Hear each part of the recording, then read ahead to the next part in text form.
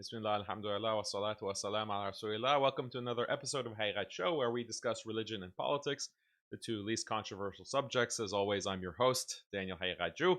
And today we are going to talk about immigration. We're going to talk about American identity. We're going to talk about the ongoing rant or crash out from the likes of MYRON and others, Nick Fuentes, against Muslims, and Muslim identity, and Muslims practicing their religion in the United States or in Europe, in the UK.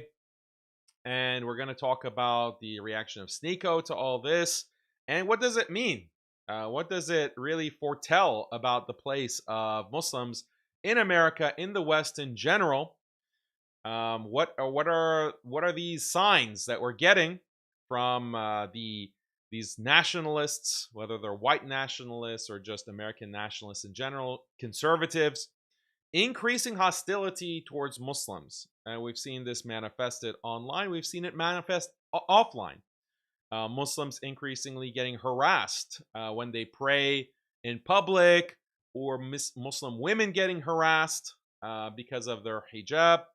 We're seeing a kind of return to this hostility coming from the American or the Western public.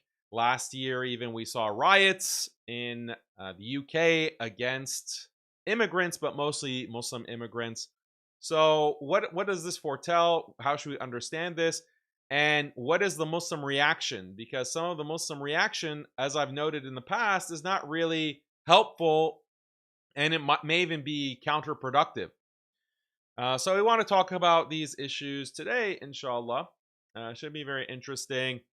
And go ahead and like the video, subscribe to the channel if you haven't already, and leave me a comment in the chat.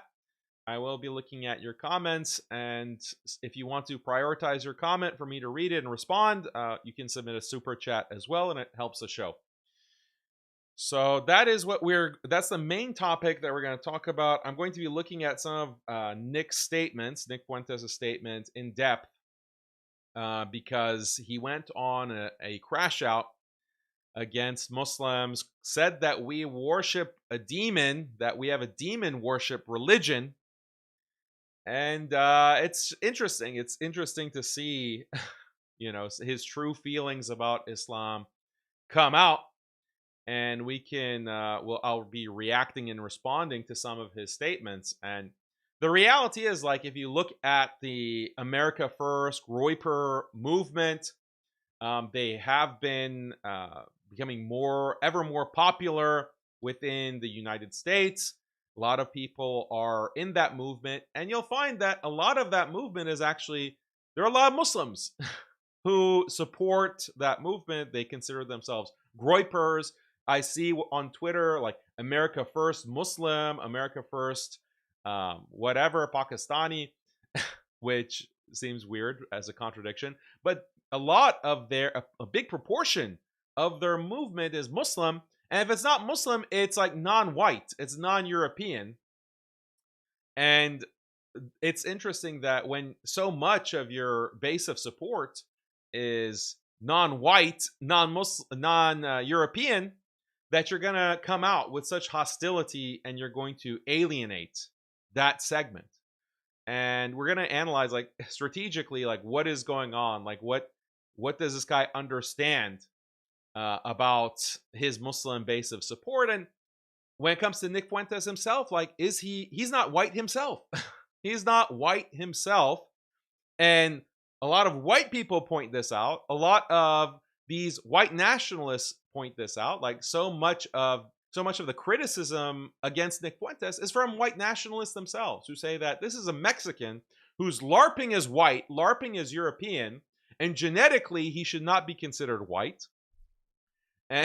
And yet Nick Fuentes is constantly promoting this kind of white nationalist, anti-Islam narrative that he himself is not white enough for that standard, for that group that he claims to have so much allegiance to as a white nationalist. So we're going to talk about that. We're going to react to that, inshallah. How's your Ramadan going? How's your Ramadan been so far? We're getting into today's, I think, the 8th day of fasting. Um, so alhamdulillah, it's been pretty smooth. Pretty smooth. Um, Everything has been good for me. How have you guys been? Usually, as we get to the second third of the month, people start lagging in their worship. They start lagging in their reading of Quran, going to prayers, going to Taraweeh, doing their Qiyam. So try to not do that in this middle part of the month. We're getting into the second third. Keep the energy up. Keep the energy up before the final third, which is the most important, the last 10 nights. Don't neglect, like, this middle part of the month is when most Muslims start neglecting, and their energy decreases. So try to counteract that, anticipate it, and counteract it. It's important, inshallah. So, okay. Before we get into the main topic, I also wanted to comment on this recent clip. So I haven't really talked about Wahhabis in a long time, in a couple of weeks now. But there was an interesting development on the Wahhabi front that I want to mention. So you guys remember the big move that the Wahhabis made against me to finally take out Daniel, to finally blacken his name and cancel him once and for all. They all got together and they signed a document. They signed a document saying that Daniel promotes shirk, and therefore we disassociate from Daniel and we condemn him, and no Muslim should take anything from Daniel. So they got the global Dawah personalities, the self-labeled global Dawah personalities. They got together and they signed the document. As I pointed out, like, it was just a bunch of Wahhabis, a lot of no-name Twitter accounts, anonymous Twitter users, and a few individuals that might be more notable because they're associated like with EF Dawah, or someone like Fareed, Jake, Adnan, like, who are leading it. And I said, like, this is, like, most of these guys are losers and they have no religious authority. They don't know what they're talking about on 99% of these aqidah issues. And that was my critique at the time when it came out. Since then, okay, we now have gotten so much confirmation about what a joke this document or this letter or this statement against me really is. And I, took it very seriously, their statement, the claims that they made. I rebutted all of it. I rebutted it in a written response on MuslimSkeptic. I rebutted it in multiple live streams, debate, literally in debate with Jake. But now, like, I'm thinking this is kind of a waste of my time to respond to these people, because it's such a joke. Like, so much has been revealed since that came out. That came out back in December, basically 2 months ago, and it's all just falling apart. And I'll give you the examples of that. The biggest example was, like, the biggest promoter of the document itself was Jake. And Jake, a month after, basically, when I had the debate with him, I pressed him on some of the issues that are brought up in the document, like relating to jinn worship, whatever. And Jake said that, well, I have my misgivings about this document. I don't agree. It's ambiguous. It's not properly worded. The document, this condemning Daniel and disassociating from Daniel, some of the claims are not properly worded, or they're ambiguous. It needs disambiguation. That's what he said. And he kind of distanced himself, like, oh, I'm not responsible. I didn't write this. Even though he's the main promoter of the document.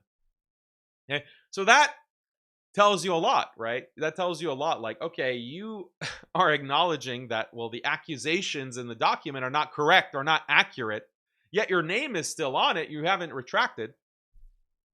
Okay, so that's Jake.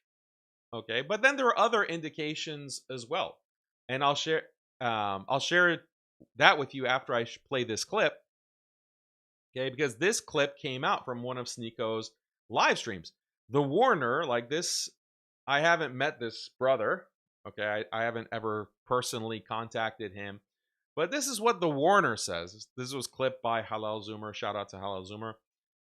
Let's watch this. And it's all through our traditions, like what we do, right? For instance, if you go to the mosque, everyone stands in the same line, shoulder to shoulder, right? Warner, why did you sign the document disassociating from Daniel Haqiqatjou?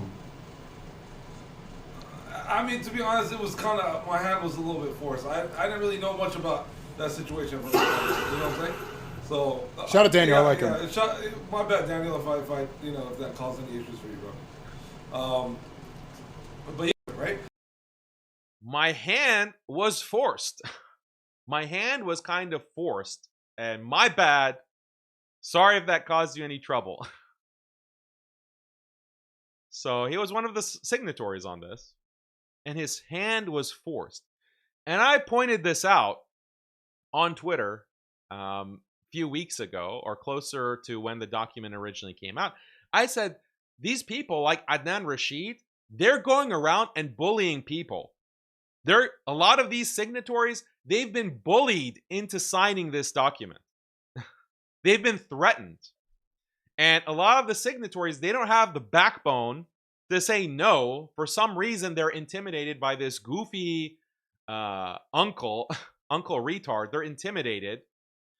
And they sign this document condemning and disassociating, accusing another Muslim of shirk. So, subhanAllah, like, subhanAllah, I called it.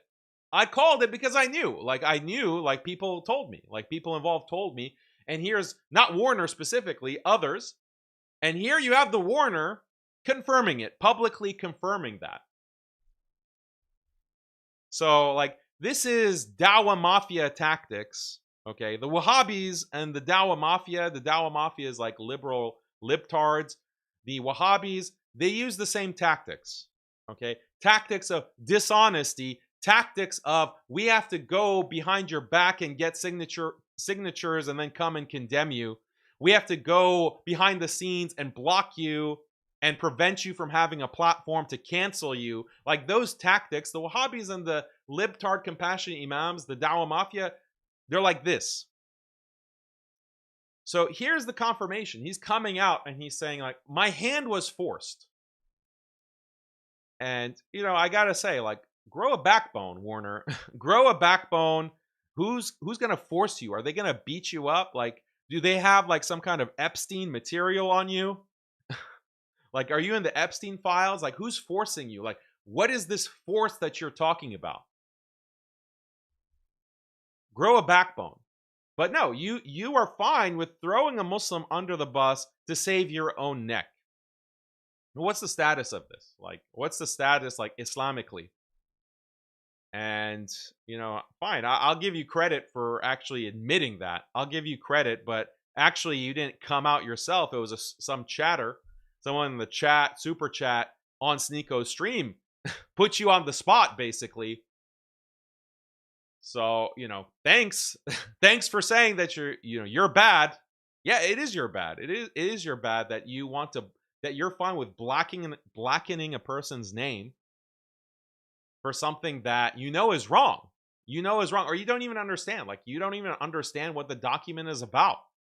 what they're talking about, accusing me of shirk. You don't know the first thing about this, but you're fine with putting your name there because they forced your hand.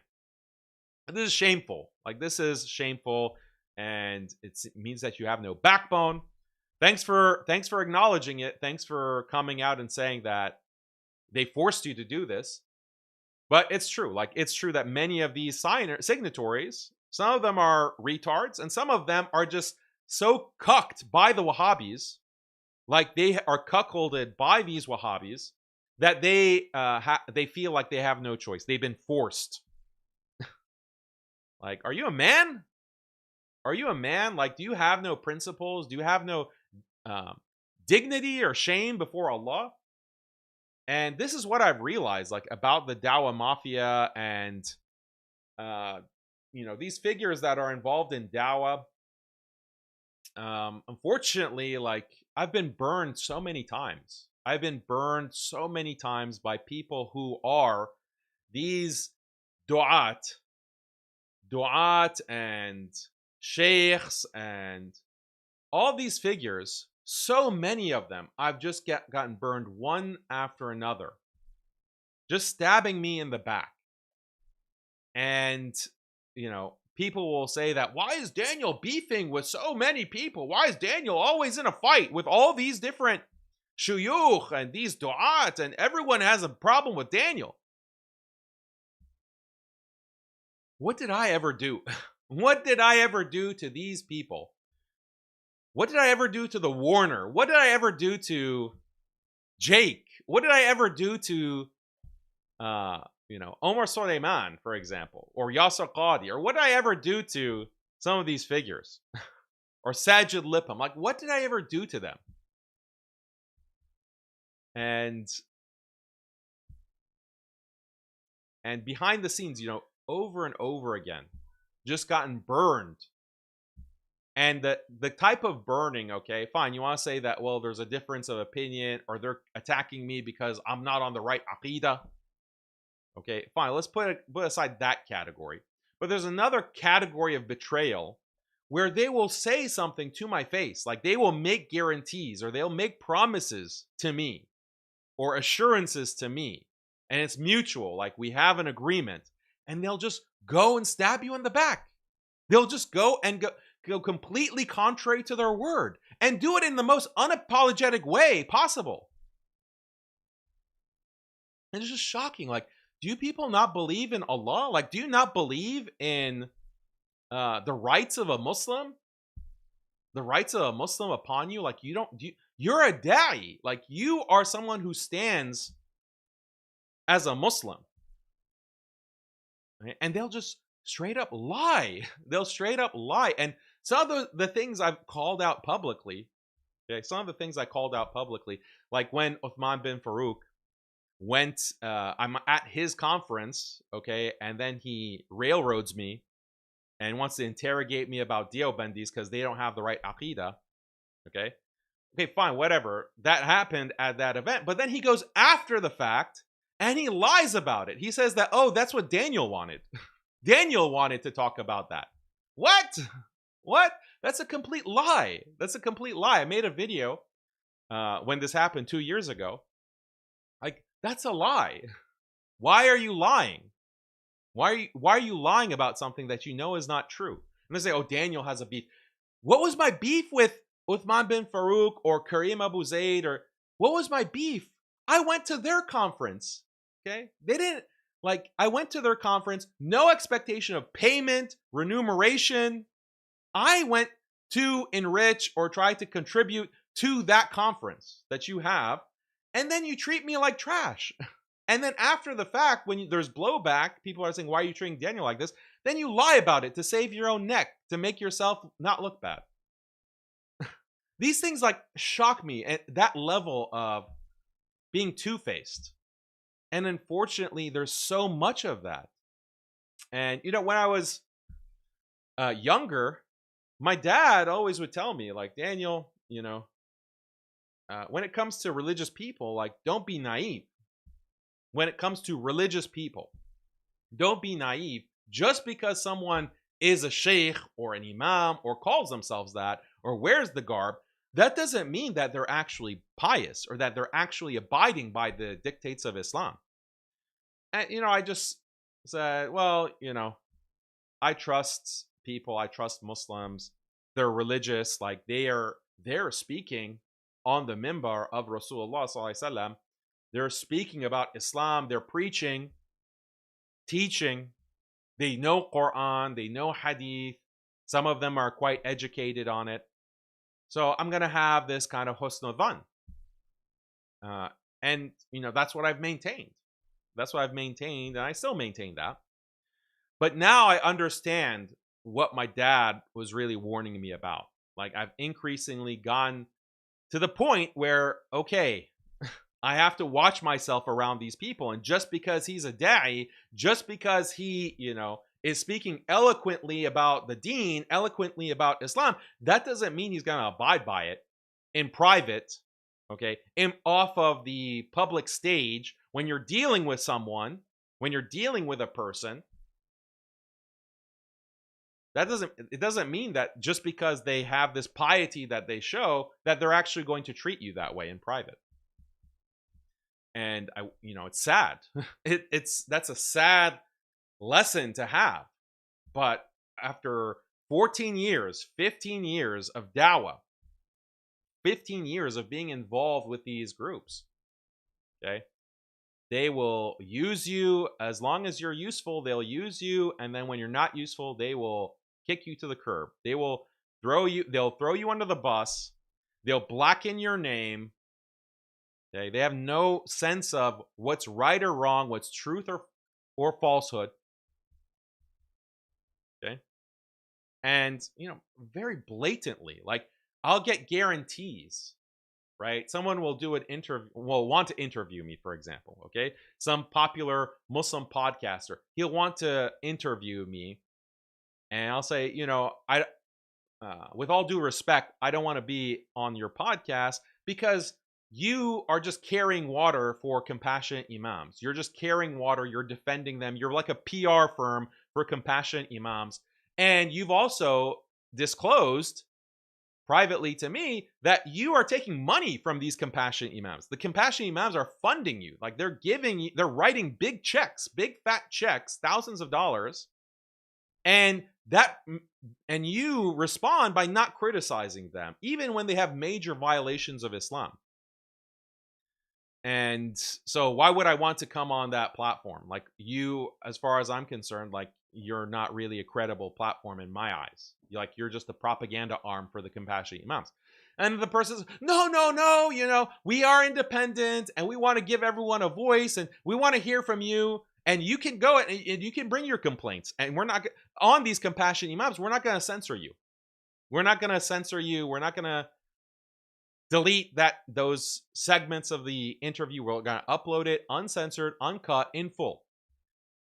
And I say, do you guarantee? Because I'm only going to do it if you guarantee that you're not going to cut out anything that I say. And anything that I say, you can hold me accountable. I'll bring the receipts. I'll prove that what I'm saying about these compassionate imams is true.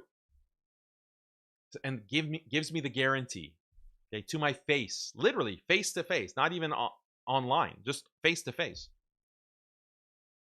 The interview happens. Eventually, it gets published. And it's cut. And everything that I said, even though the interviewer is there, okay, the podcaster is there when I'm saying those things, and he's nodding his head in agreement. He has no rebuttal to what I'm saying in criticizing these compassionate imams. He doesn't have any substantive response. He's just basically agreeing. But then the final podcast goes out, it's cut. You cut out all of the criticism despite guaranteeing that you wouldn't do that. So this is betrayal. This is a betrayal, and you are lying. Your word is not worth anything. Do you not fear Allah? Like, do you not fear Allah? Do you not fear violating the rights of a Muslim? But these are the pious, these are the dawah carriers, as they call them across the pond. The dawah carriers. Yeah. Like, so subhanAllah, like, and yeah, anyone that I'm a nice guy, okay? I get along with everyone. Okay? I get along with everyone. The people I don't get along with are those who they are either liberalizing Islam, they are introducing feminism, they tried to introduce LGBT, they tried really hard, but we didn't let them. They are trying to reform Islam, okay, or they're compromised by literally a political government. Like, we can't criticize Saudi Halloween, okay, or the Vision 2030 secularization of the Gulf. We can't criticize that because that is against correct aqidah. Like, that's what Sajid and these Madkhali bootlickers canceled me for, right? 3 years ago. So if you're not going to change the deen and reform the deen and introduce all of these deviances, I have no problem with you. I have no problem. Like, why would I fight with a Muslim? Why would I fight? All of these people that I have a beef with, okay, who are against Daniel, let's go down the list one by one. And we'll see like who's at fault. We'll see who's at fault, who's really true to Islam, who's actually being honest, transparent. Let's go one by one down the list. We can do that exercise. And I'm proven right, by the way, on many issues. How many of these people canceled me because of Syria? Just as a simple example. Or because of just Iran in general. Like when I say that, well, the Palestinian resistance, they are saying that Muslims should be united with Iran, with the Shia. So who are we? Like these are the Mujahideen. Who are we to disagree with their directive, with their understanding? And how many people canceled me for that? How many figures started blasting me, calling me out?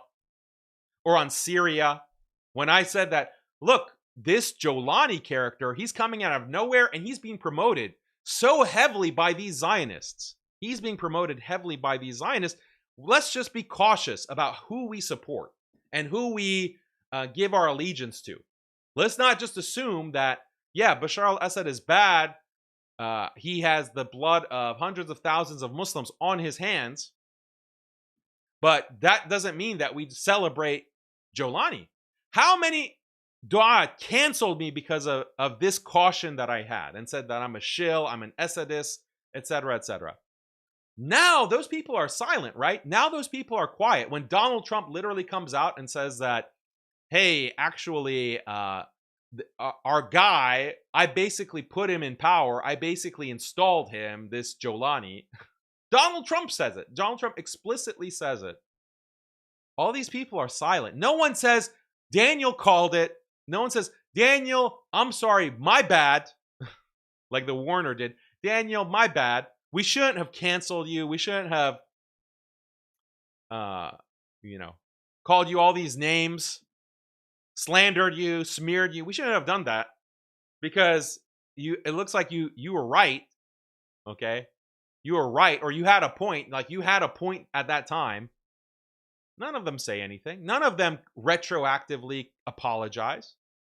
LGBT, feminism. Like, do you know how many venues I've been canceled from because of the Dawah Mafia compassion imams, like pulling strings to get me blocked from speaking at different places on feminism, or because of my critiques of them on feminism, my critiques of them on LGBT. Have any of those compassion imams said, Daniel was right? Daniel was actually right. We were wrong for promoting this. We were wrong for saying that, yeah, Muslims can support gay marriage because, oh, the politics and the morality are different. You can support it politically, but not morally. You can support gay marriage politically, but not morally. That's fine. You can go vote for Hillary Clinton and Bernie Sanders. Did they ever apologize to me for debunking that and critiquing them and calling them out for being the Democrat shills that they are? Did they ever thank me, or did anyone come and say that, well, Daniel, you're right on that.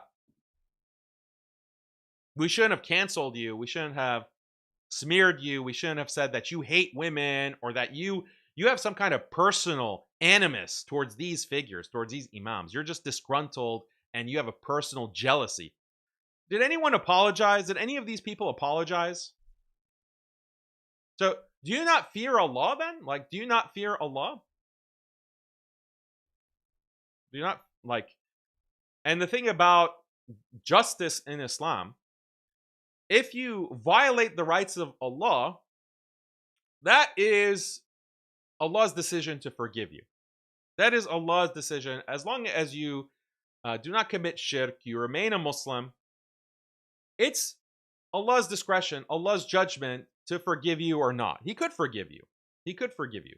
But if you violate the rights of another Muslim or another person, it doesn't actually have to be a Muslim. If you violate the rights of an animal, okay, if you violate the rights of a living being, then unless that person forgives you in this life, then you're going to be held accountable for it on the day of judgment. And the day of judgment, I was explaining this to my children actually. The day of judgment is so severe that people are not going to be forgiving each other. People are only going to be concerned about saving themselves, because it's like you're drowning. Okay, we're all going to be drowning, literally, some of us on that day, on the day of judgment. We're going to be drowning, and we're going to be grasping for anything to save us. So if you have been violated, your rights have been violated in this life, then in the next life, you can take the good deeds of the person who violated you. You can take their good deeds. Okay, in a real way, you take it. Or if they don't have any good deeds for you to take, you offload your sins onto them. And there's not going to be any forgiveness between people at that time, because people are grasping anything to save themselves. So if you believe in that, if you believe that the Prophet ﷺ said the truth, then you'd be very cautious. You'd be extremely cautious about what you say to other Muslims, about other Muslims, what you do to them, violating their rights, backbiting them, smearing them, blackening their name, destroying their honor. You have to be very careful, and you have to understand the conditions to speak out against someone, to actually denounce someone. If you don't, if it's just, oh, I got my hands forced, my hands were forced in this to sign a document or to do whatever, you think that cuts it? Like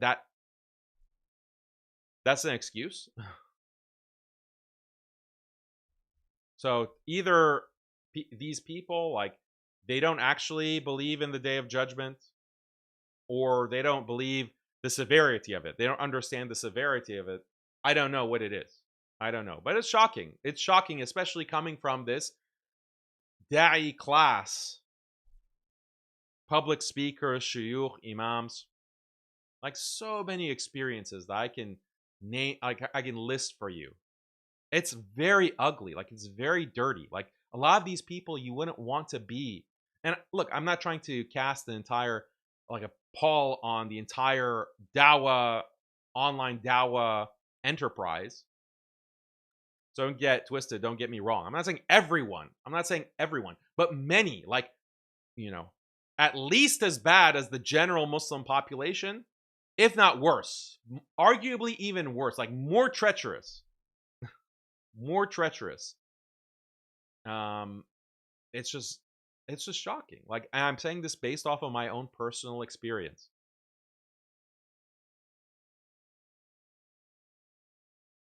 And even people who don't, like, they aren't, like, actively treacherous, they won't betray you. So many of them are just cowardly. Many of them are just cowards.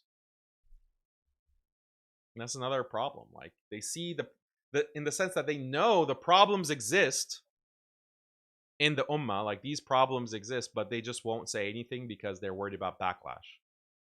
They worried that's gonna, like, hit their bottom line.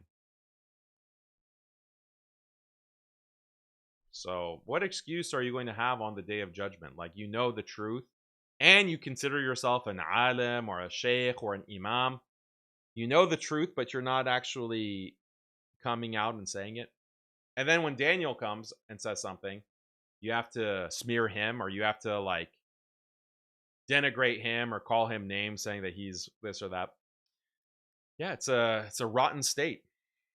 But I mean, part of it is your problem too, by the way. Like, part of it is accountability. Like, Muslims who consume this content, you don't hold these figures accountable when they lie.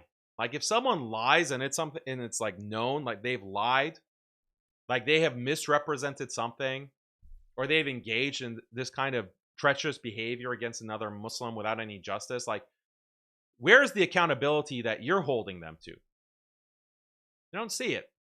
I'll be frank, I don't see it from you guys. It's like, oh, okay, well, it's just another Monday, let's move on. Like, really? These people represent you. Like, these people represent you as Muslims. Like, they're the dawah carriers, where you're the ones who have to hold them accountable. You're the ones who have to hold them accountable and say that this is unacceptable. Like, this behavior, this treachery is unacceptable. This distortion of the religion is unacceptable. These political games that you play, it's unacceptable. Like, you guys need to hold them accountable by calling them out, boycotting them. But you don't do any of that. So that just gives the signal to these figures that they can keep doing it. Like, they can get away with it. Okay, they can keep the things that the Muslims online get angry about. They get they start grabbing their pitchforks and marching about. So, oh, you were mean to a woman. You were mean to a woman, and that's like the big scandal. Like, that's the big, everyone has to apologize. Like, that's why, like, we have this gynocracy, this gynocentric feminist mentality that has dominated the Dawah sphere itself, where some of these duat are so afraid to say anything against women. It's because you signal it. Like, so many of you simps. Like, there was a thread, I was responding to this woman, this hijabi, who was reinterpreting Hur al-Ain, the virgins that are promised to the denizens of paradise. And she was reinterpreting it basically, no, the Hur are actually boss babes, they're independent women, they're not objects, they're not possessions, they're actually these wise women who are your partners they're your partners. And just spewing all of this nonsense. I said, look at this retard, something like that. And all of these simps, like so many, you wouldn't believe. Oh, brother, you have to be respectful. Don't use this language. Oh, look at the uproar. Whereas you don't find half of that directed to the original crap that she's posting. You don't see half of that kind of outrage. Here she is giving this distorted feminist rendering, manipulation of the Quran, of Islam. You don't have any kind of harsh words for that? You don't have any harsh words for toying with Islam and misrepresenting Islam in such a blatant way? You don't have any harsh words. But if I say something, oh, this is retarded, I thought that was restrained. I thought I was being restrained when I said that. Oh, brother, this language. Oh, how could you? Show some respect. Like, no, I'm not going to show respect to this deviant. I'm not going to show respect to someone who is like playing games with the Quran for likes, okay, to virtue signal as a feminist. I'm not going to show respect to that. Okay, I'm going to call it retarded. I'm going to call it that this is trash. So, like, look at the way that people respond. Like, look at the way that, unfortunately, like, when it comes to this audience, like, you get the du'at that you deserve.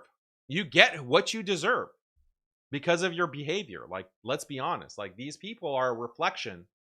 Okay, these people are a reflection of what you yourself are and what you like and what you promote, what you support. That's the bitter truth. Like, that's the reality. And yeah, I just call this out. I'm just going to keep calling it out. Someone like Ali Dawah. Okay, Ali Dawah did a video on him showing like the double standards, the two-faced nature, the lack of consistency, like just blatantly. He's blatantly two-faced, blatantly contradicts himself, blatantly one standard for his friends and another for other people. Like, so does he face any accountability for that? Anyway, so let's talk about the Times Square issue. Okay, to change subjects. What do you guys think, actually? Before I go to that, any comments related to this? The super chat.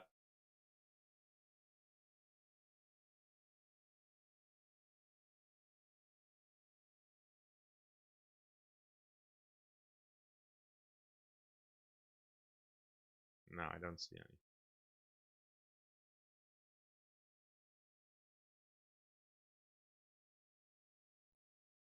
Okay, so the whole Times Square issue, every so often the Muslims are gathering in Times Square. Times Square is this bustling, busy part of New York City. I don't know how you can pray there. Seems to be a very distracting place, not very clean place. A lot of homeless people there that are not abiding by sanitary conditions. And New York City itself is a cesspool, let's be honest. It's a dirty place. I don't like New York City. I like the Muslims there, but I don't like New York City itself as an environment because it's just a degenerate place. And I also don't like crowded places. Like psychologically, it makes me anxious. Like when there's these crowded places, and I can't stay there for extended periods of time. Anyway, there's prayer that they set up, and apparently they block off parts of the road to pray in Times Square. And then you have these white nationalists and right-wingers who come out and they condemn this. Like, this is an American Christian country. We're Christian. We don't have a place for these towel heads. Go to your mosque. And we're seeing more and more of this kind of backlash and this response, like from Americans. And sometimes they're white and sometimes they're not white. Like MYRON. MYRON Gaines of Fresh and Fit, okay, coming out and saying like, oh, the goat effers, okay, using like very disgusting language against Muslims. Oh, these goat effers. And then SNEAKO responds and says that, MYRON, by the way, you yourself are an Arab. You yourself are Sudanese Arab, and you're using the term, the slur that is used against Arabs. You're using that. So you're basically like a house slave. You're like an Uncle Tom, house slave, house Negro, that you're using the same language of these people against Muslims. That was SNEAKO's response. And it's a good response that SNEAKO gave. And it's disgusting. Like, I don't know why, like, what MYRON thinks that he's gaining by just using this language against Muslims. Like, okay, you can register your critique, you can register your disagreement with Muslims praying in Times Square and try to give like some kind of logic to it, because there's no logic. Like saying that, oh, this is a Christian country. Oh, okay, it's a Christian country, so there's no prayer. And what SNEAKO says in response, like part of SNEAKO's response is that, well, MYRON or whoever, or Nick, you're not criticizing the Jews who also were in Times Square the next day, and they had their event where they're calling for Mashiach, they're calling for the Messiah to come. You didn't criticize them for that. That's a good point, but I don't think it's the strongest critique against MYRON or Nick or any of these white nationalists, because they would actually have a problem with Jews as well. They would have a problem with Jews in Times Square as well, and they can very easily bite that bullet. Like, that's not really a trap for them. The bigger point that should be made is that this is a Christian country? This is a Christian country? Oh, okay. So you want to, like, let's go down the list of things that violate Christianity. Like, let's go down the list of the things, and we won't even get into a particular denomination of Christianity. Let's just go down the list of things that are unchristian, that are perfectly legal and openly practiced in America. And, okay, put the LGBT aside, because presumably someone like MYRON or some of these other right-wingers, they'd be down with banning LGBT. Okay, fine, great.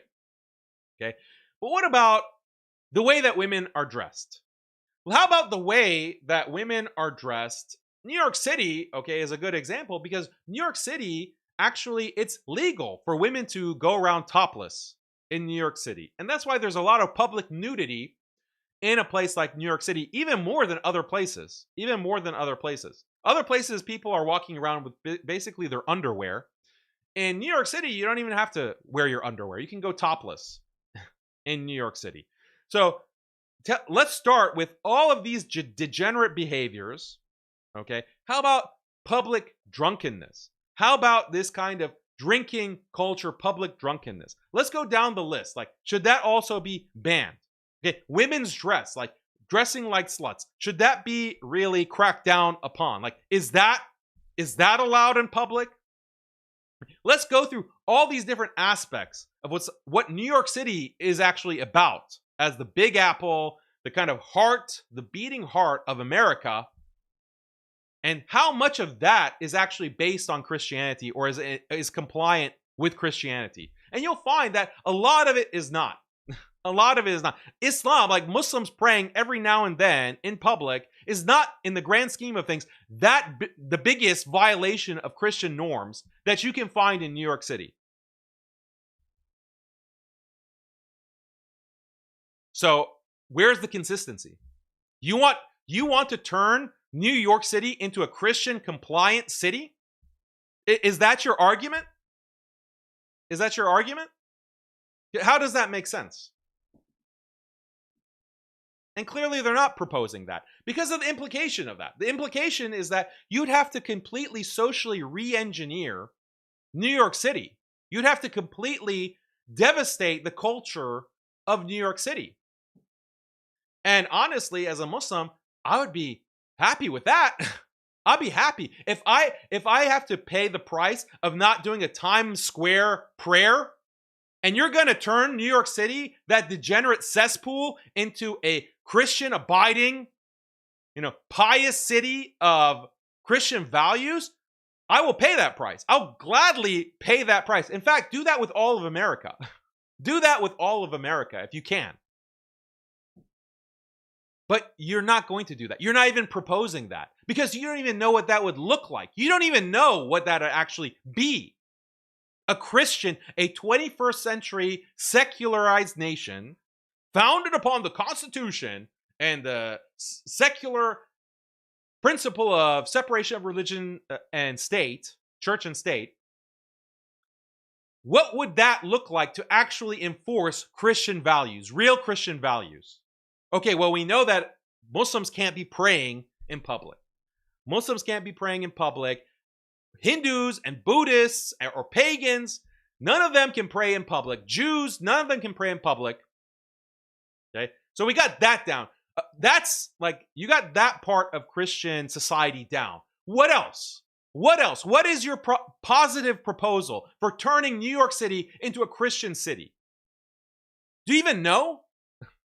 And this is why all of these people, okay, like MYRON, okay, but also someone like Nick Fuentes or Matt Walsh or whoever, okay, that wants to rail against Muslim immigration and, oh, Muslims are praying in public.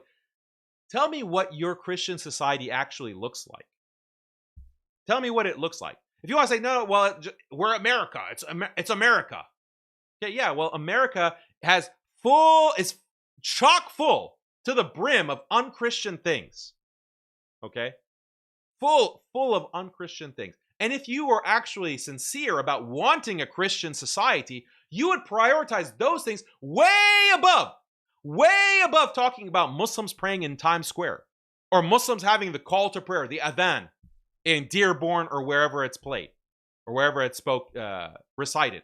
You would have a bigger problem. There's like 1,000 things that are bigger non-Christian practices, values, institutions that are plaguing your beloved American society that are not on the agenda. You don't dedicate any airtime to them. And that's because you don't really actually know what you don't actually have a vision of Christian society. If you started articulating this, then all of your followers, all of these degenerate followers who have been secularized, they're just LARPing as Christians. They just, have a cross on the necklace and say Christ is king. That's the extent of it. If you start being explicit about what a Christian society means, like we're going to start cracking down on premarital sex, we're going to start cracking down on immorality when it comes to media, like movies and music, and when it comes to public display of degeneracy, we're going to start cracking down. If you start actually being explicit about this, then all of these LARPing followers that you have, all these LARPing groypers that you have, the white nationalists, they're going to jump ship. They're going to be like, we didn't sign up for this. We didn't sign up for your Protestant or Catholic. We're not going back to Victorian times here. And that's what proves that it's just a LARP. That's just proof that you're not about that life. You're just LARPing as Christians. You're not actually willing to change your life, to change your society, the structure of society in the vision of God as you understand it. You're not willing to do that. This is the argument that SNEAKO should make. This is the kind of argument that SNEAKO should advance. Okay? Because this is their weak point. This is their weak point, and it shows that they're hypocrites. It shows that they don't actually have a vision. And that's why they also seethe about the Jews. And I showed the documentary last live stream, last Haqiqat show that Tyler Oliveira did. He went to Lakewood, New Jersey, and he's showing like these very insular Jews, Orthodox Jews that keep to themselves. They have their own schools. They have their own communities. They have their own bathhouses. They keep together, and they don't like outside interference. And you have these white Christians who will start like whining about that, crying about that. And part of it is that there's jealousy. There's jealousy. They see that the Jews are able to preserve not only their religious practices, but they're also preserving their racial purity because they only marry within themselves, and they don't allow, at least those Orthodox or the Hasidim, they keep to themselves racially as well. So these white nationalists who themselves, they're not even white. They're not even white. MYRON is not white. Okay, Nick is not white. They see that. Okay, because the Jews are able to do something that they can't do, that they are unable to do.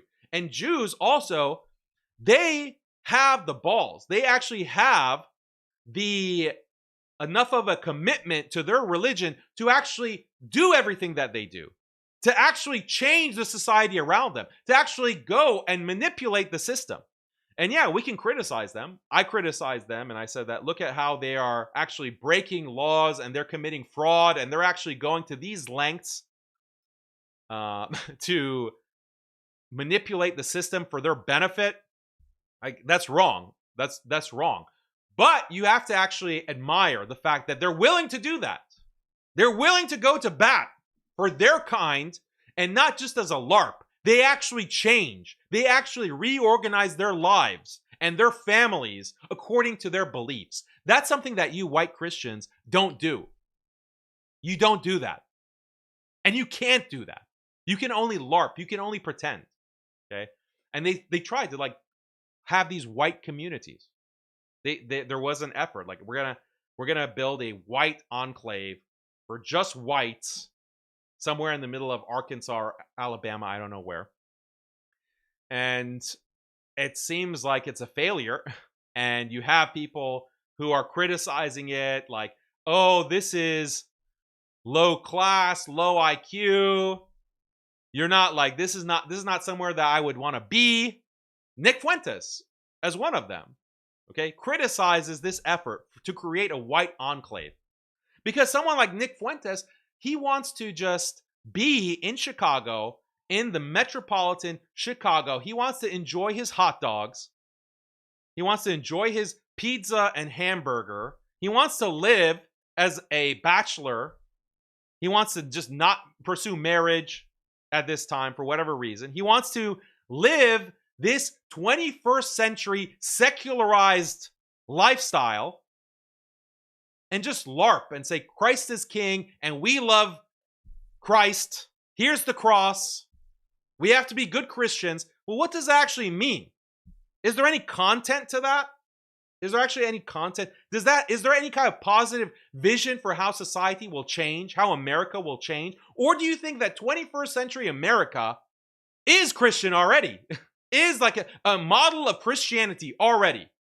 So there's no substantive change that actually needs to be made. Which is it? Which is it? Because you have all this anger and hatred, and you're crashing out about Muslims praying in Times Square, but you're silent about all of this, everything else about America that violates Christian norms. And that's because you're LARPing. You are at heart a secularized 21st century modern incel. Okay? And I don't mean incel as a pejorative. Like, that's part of the reality that the modern world has created, that young men can't find good women to get married to because of the gynocracy, hoflation, whatever you want to call it. So that's the reality of the modern world. Like, what is the positive Christian message to change that? There is none, because Christianity as a religion was the fertile soil from which secularism emerged. That's the fertile soil from which Christianity itself was harvested. That's the contradiction. So there's no going back. There's no going back to a based traditional Christian past, because that hasn't existed for 300 plus years. And no one knows it anymore. It's been lost. That's why you seethe when you see Jews and you see Muslims. You seethe when you see them. Why? Because we're actually practicing by a pre-modern law. At least with Jews, that's their intention. Okay? They're actually practicing a law, a system of life that predates modernity. And you don't have anything like that. You don't have anything like that. Your Catholic Church has reformed. Vatican II in the 1960s, completely reformed. The Orthodox even, they reformed. They reformed in many of their beliefs. And I've pointed this out in debates when I've had it with different ortho bros. So there you can only LARP. What these Christians do, actually, they look at Jews and they look at now more and more Muslims, and they see, okay, Muslims have these kinds of values. They do cover their women. They have these marriage practices. They have the way of structuring their families. They have these laws, Sharia law, and they just want to borrow that. They just want to like imitate that, like ape it. And that's like, that was a meme, actually. Oh, this is about 10 years ago. White Sharia. Like the idea of white Sharia, you had these white nationalists who acknowledge that we don't have a system. We need a system. Let's just take Sharia law and just make it white Sharia. Like they were much more honest back then in the fact that they're just stealing. Like they're just stealing the ideas because they don't have this. They don't have the resources to establish this. They have to just LARP off of or to take off of Islam. Let's have white Sharia. So this is a deeper inadequacy with the white Christian nationalist position, and they have to mask it. They have to hide this by just crashing out on the Muslims. But so Muslims, we have to be confident. Like we have to be confident, and it goes deeper than like, we'll see. Like it goes deeper than just criticizing their theology. Like, oh, you're basically worshiping three gods, and like, okay, that's fine. Like criticize the Trinity, but the inadequacy of Christianity actually goes much deeper, and we have to start getting to that if we are going to be able to argue successfully and convincingly against these critics of Islam, because it's only going to get more and more, worse and worse. These nationalists are only becoming more and more prominent. Okay, definitely the whole swing of these Western countries is towards more nationalism, more populism, more anti-Islam, anti-Muslim, anti-immigrant sentiment. And we need to be able to defend, like, in whatever way that we can. Okay, defense, whether it's physically or if it's rhetorically, in debate or whatever it is, we have to sharpen our arguments, get ready, get prepared. And we have the truth. We have the truth on our side. And it's so easy to just dismantle their arguments or the points that they make against us. They can only resort to insult when it comes down to it. They can only resort to insulting us. And even in that, we should give them a taste of their own medicine, if it calls for it. I don't think that we should be crude. We don't have to use their language if it's not necessary. But we have to also fight fire with fire. Like we have no choice here. We have no choice but to defend ourselves. So I want to actually look at the clip, this crash out. I commented on it on Twitter, and that will allow me to give like some more concrete criticisms.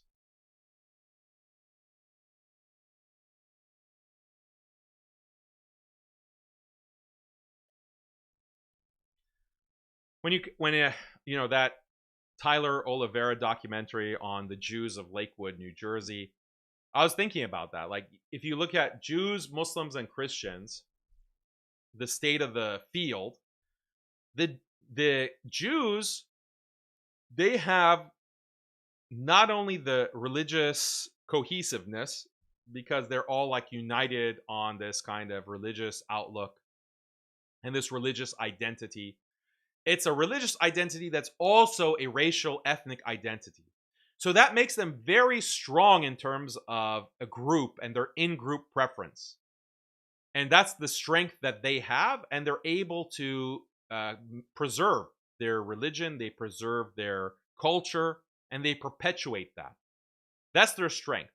The weakness of that is that they're so insular that they end up violating laws and alienating everyone around them to such an extent that there's backlash and they get this kind of hatred and anti-Semitism. And that actually threatens them. And historically, that's why they have been expelled from all of these different countries, all of these different parts of the globe. That's their weakness. So too much in-group preference is actually bad. Like, it's actually going to be counterproductive. Like, if they could moderate it, then they would be much safer. But for some reason, they can't do it. Like, for some reason, they can't moderate and just like throw the goyim a bone every now and then. Like, can you do that? Can you like compromise on some issue? Like, okay, maybe we're not going to genocide the Palestinians. Like, maybe we're going to have a compromise. Like, if they could just do that, they would be much more safe and powerful in the world and in world history. But for some reason, they can't moderate it, that insular in-group preference. They just have this belief that's driving them that they have to not only be dominant, they have to destroy anyone who is even slightly critical of them. That kind of instinct that they have is ultimately destructive. Okay, so that's the Jews. When it comes to the Christians, okay, they don't have a strong theology. They don't have like a ritualized or a canonical way of life or laws. They don't have a Sharia, or they don't have like the halakha. They don't have like Mosaic law. They don't have, so that their religious identity is very weak. Their religious identity is very weak. And racially, they're also very weak. Racially, they're also very weak because they're multiracial. And this leads to contradictions. This leads to contradictions as well. So they have to, these like someone like Nick Fuentes, he has to, because the theology is so weak, because, you know, the contradiction of the Trinity, you don't have an analog to the Sharia, you've been so thoroughly secularized, the church has been secularized, it's been reformed. Okay, so you don't have like a strong, cohesive, your scripture has been altered, you don't have a strong, cohesive tradition to fall back on. So they rally around race, but they're multiracial. They're multiracial, and that causes contradictions and fighting. So that's the weakness of the Christian side. And then you have the Muslims. The Muslims, we're strong on theology, stronger than the Jews, obviously, stronger, way stronger than the Christians. Our books have been preserved. We don't have like genocide in our scripture. Like, we don't have the kind of despicable teachings that are found in the Talmud, in the Quran, or in the Hadith. Our scripture doesn't have that problem. Our theology is coherent. It's not like a trinity, like a divine mystery that no one can understand. Like, we don't have those kinds of conceptual problems in our theology. We do have a preserved way of life, a Sharia. We have that. Okay, those are our strong points. So what's the weakness? What's the weakness of the Muslims? Our weakness is sectarianism and nationalism and racism. That's the sectarianism that weakens us, that divides us, that makes us fight each other instead of being united towards a common goal for the interests of the ummah. That's our weakness. So imagine how strong we would be.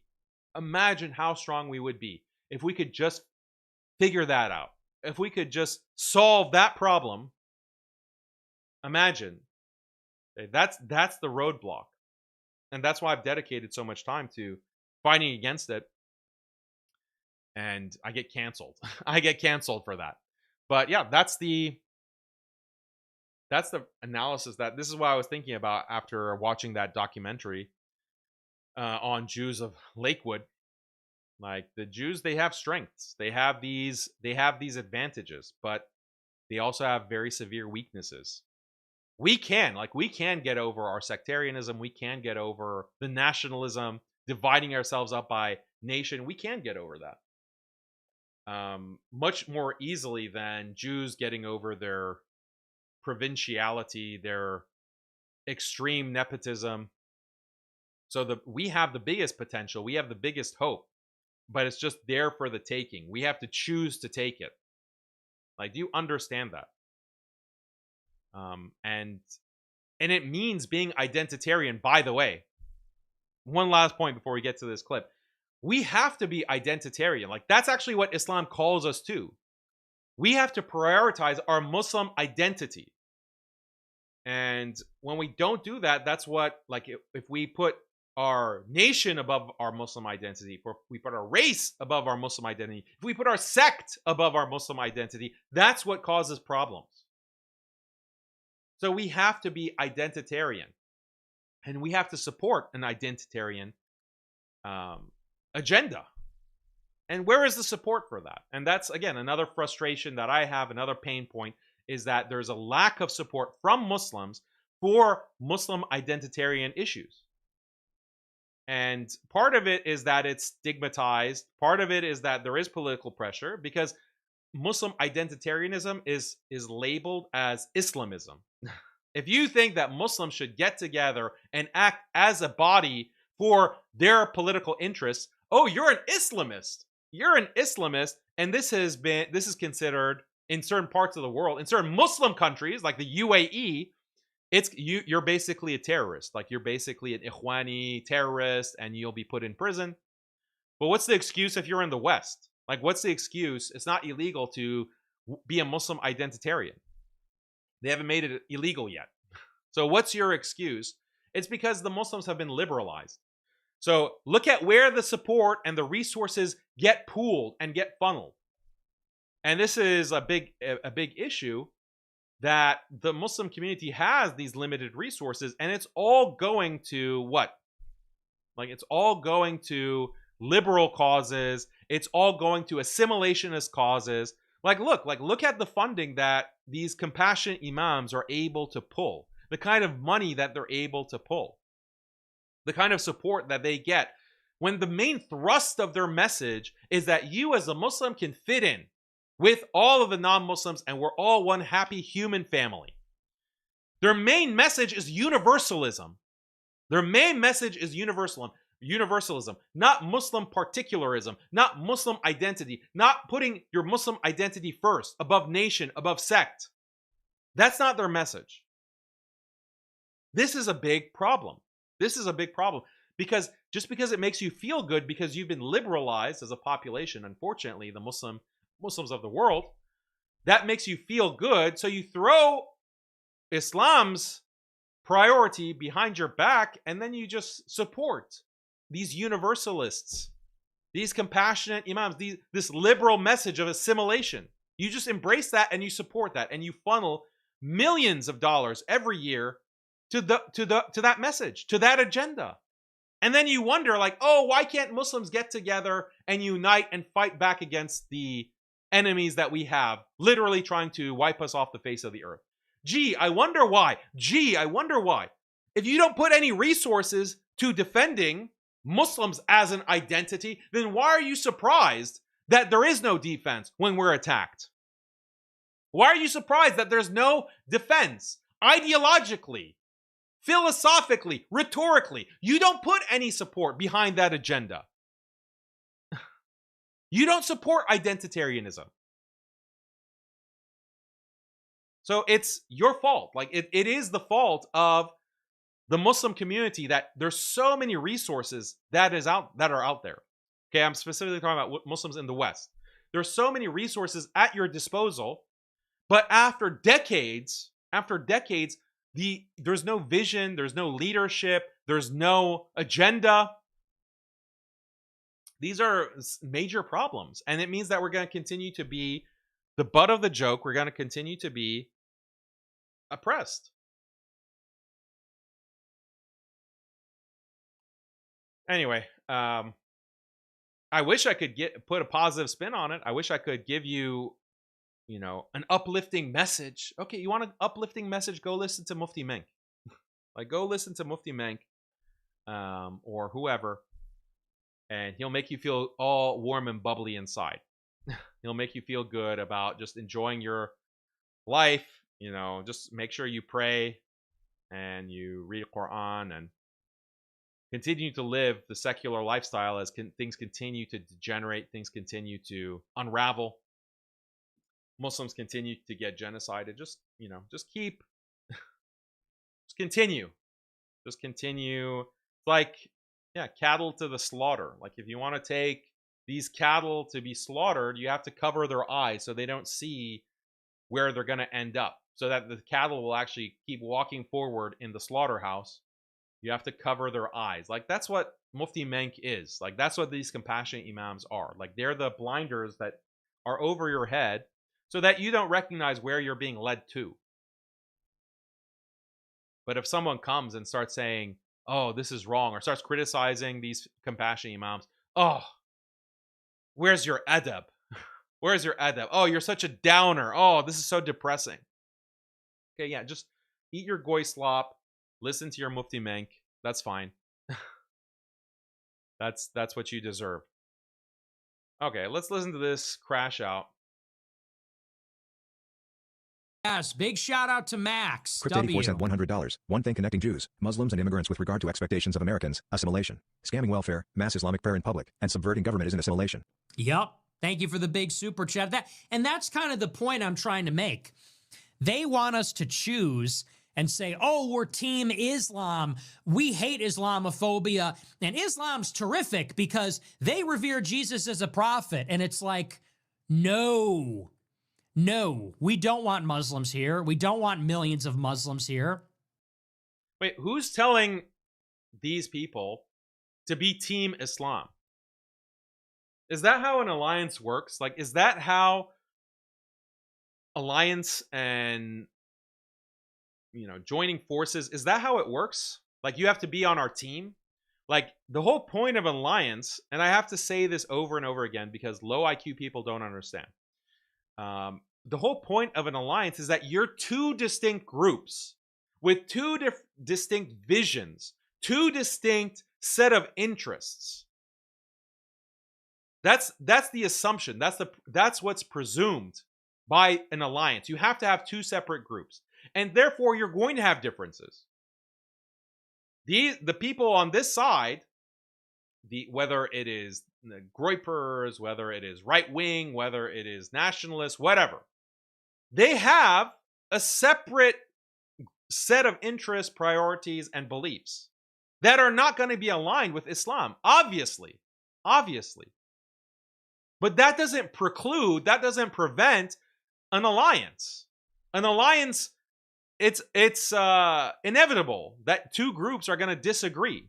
And for you to ally together doesn't mean that you compromise on those core beliefs or those core interests. The whole purpose of an alliance is that you have some shared interests. So let's get along. Let's get along for those. As long as those shared interests are aligned, we can support those shared interests so that we mutually benefit. There's a mutual benefit to that. Like, that's what an alliance means. And that logic is completely lost on someone like Nick Fuentes and some Muslims as well.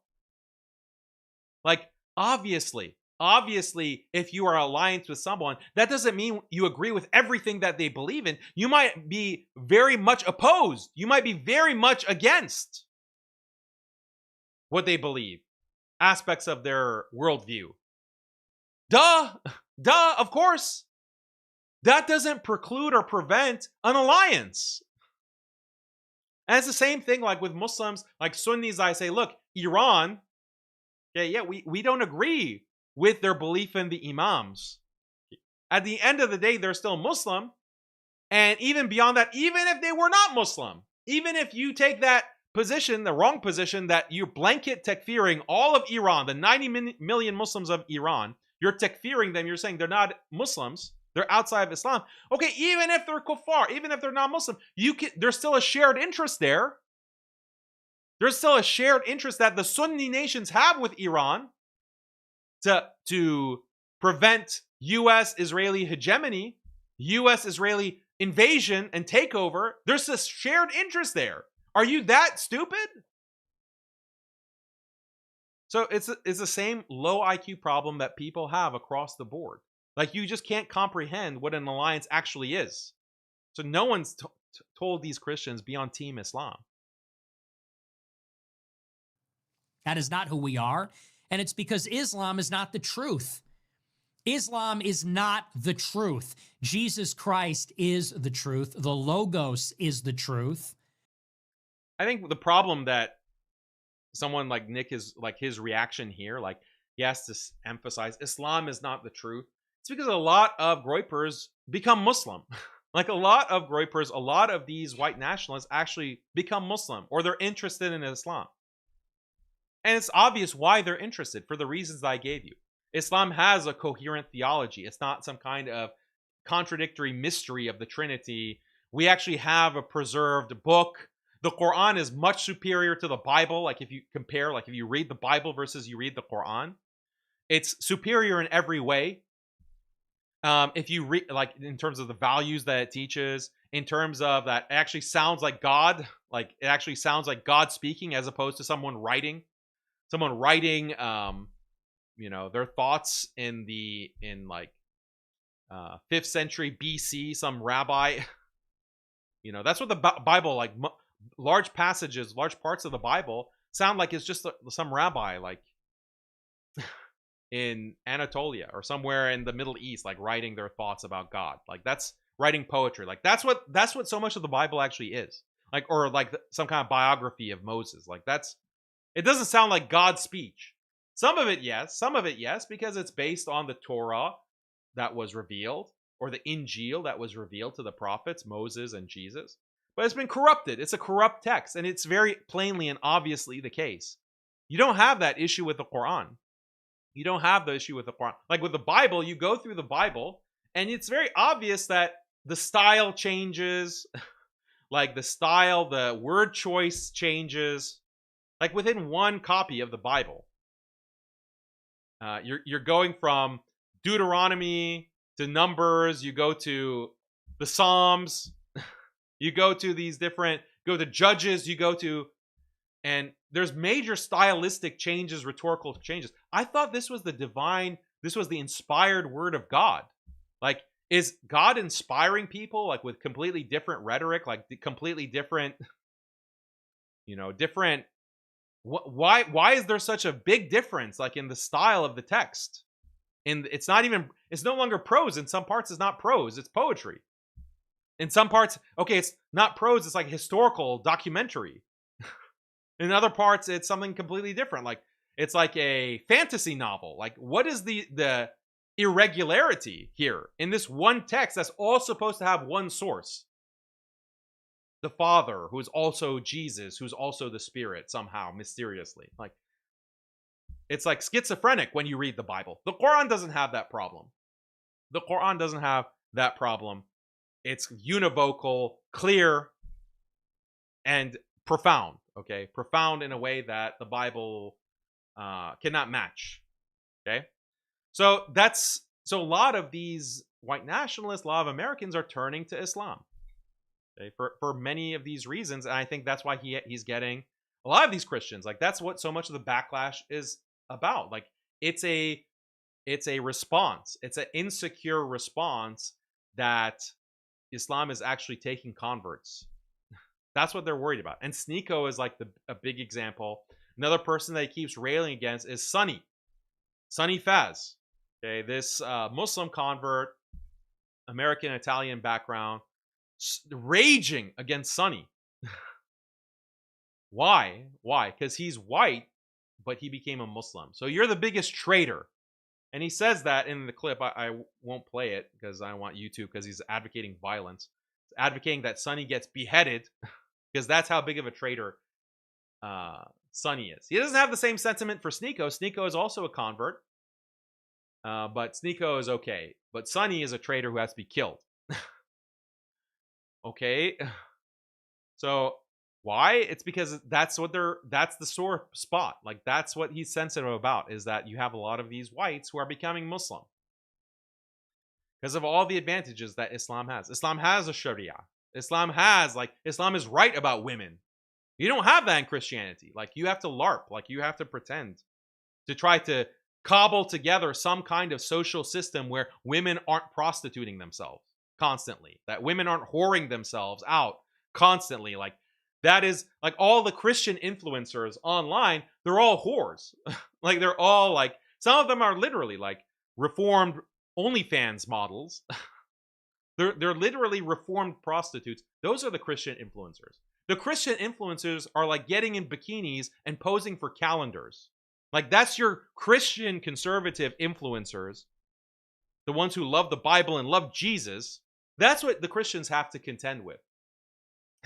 That's what the Christians have to contend with. We don't have that problem in Islam. We don't have that. Why? Because we've actually preserved our religion. That's the difference. That's the difference. While you're LARPing as the followers of God, Muslims are actually living it. Like, Muslims are actually living it. And Jews, what are problems that you have with Jews?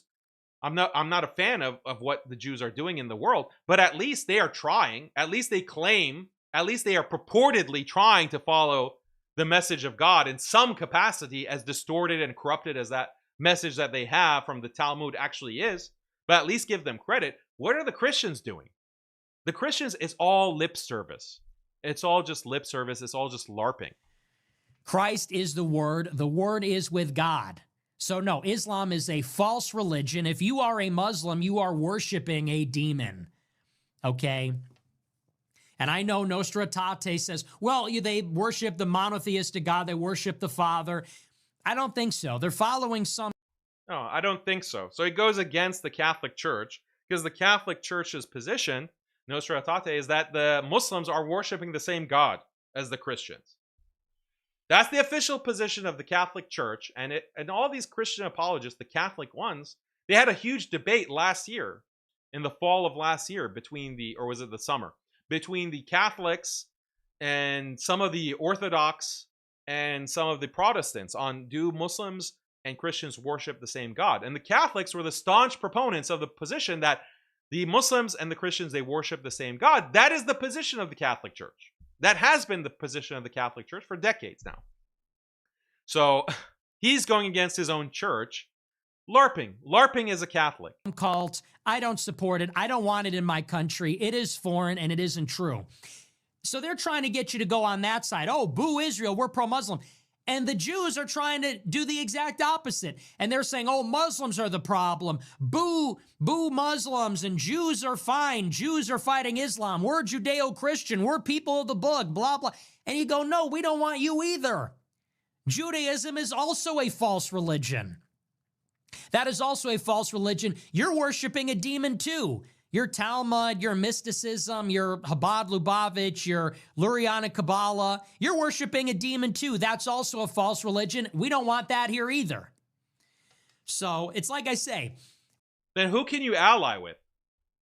Who can you ally with if your requirement, his bar, is you have to accept Christ as king, or you have to accept Christ as the Lord, your God? Like, that's your bar for who you can ally with.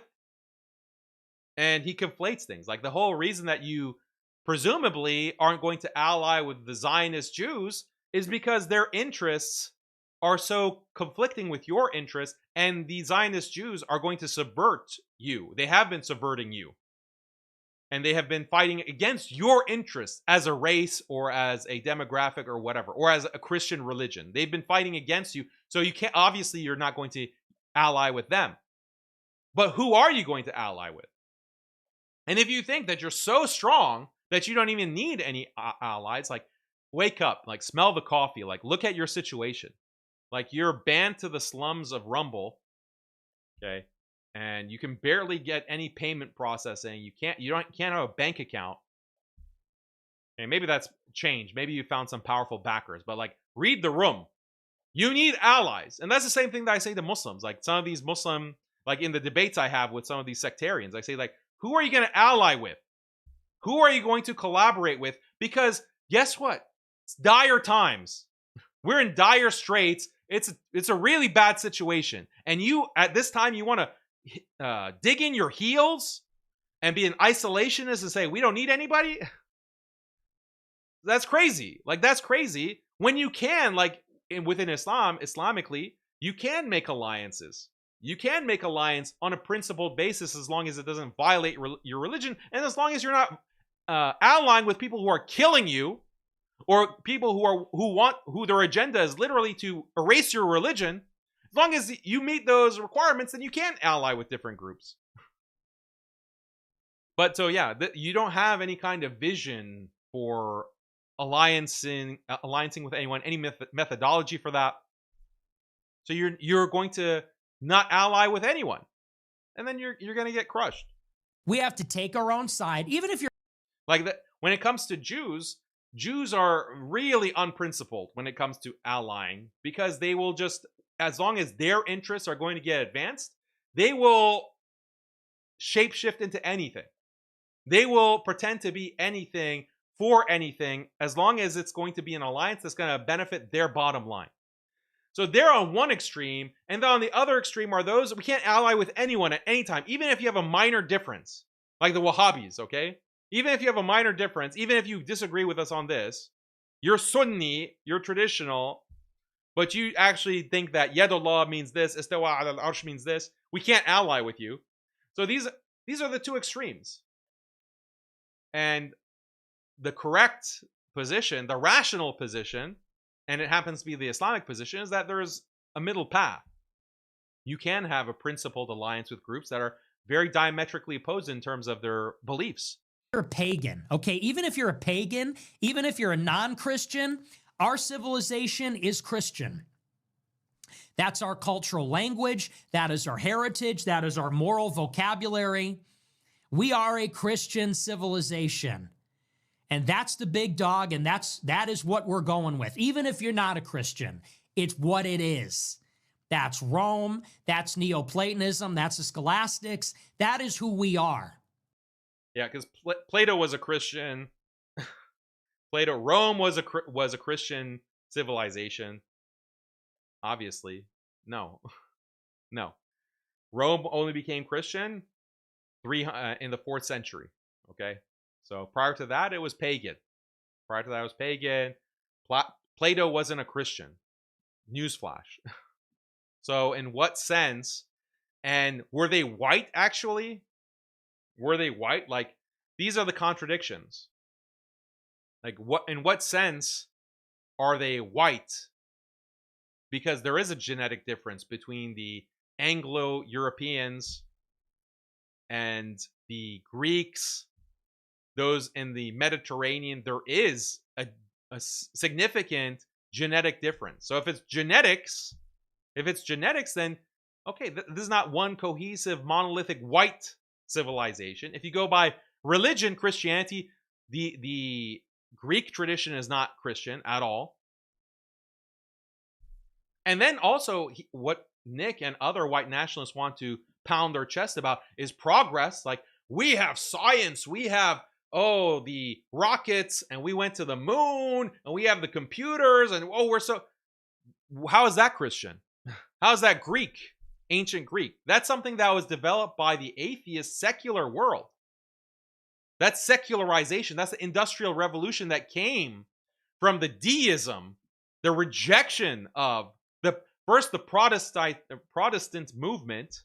The Protestant movement was the first step in the disenchantment of the Christian world, which happened in the 16th century. Okay, that's the first step. Okay, the modern world, and when it comes to all of these values, science and technology, that came from the Protestants. So that's the first step. Second step is deism. The Protestants became deists. The Protestants threw out, first they had thrown out the church, then they threw out the Bible. Okay, they became atheists, and that's what ushered in this age of science and transhumanism.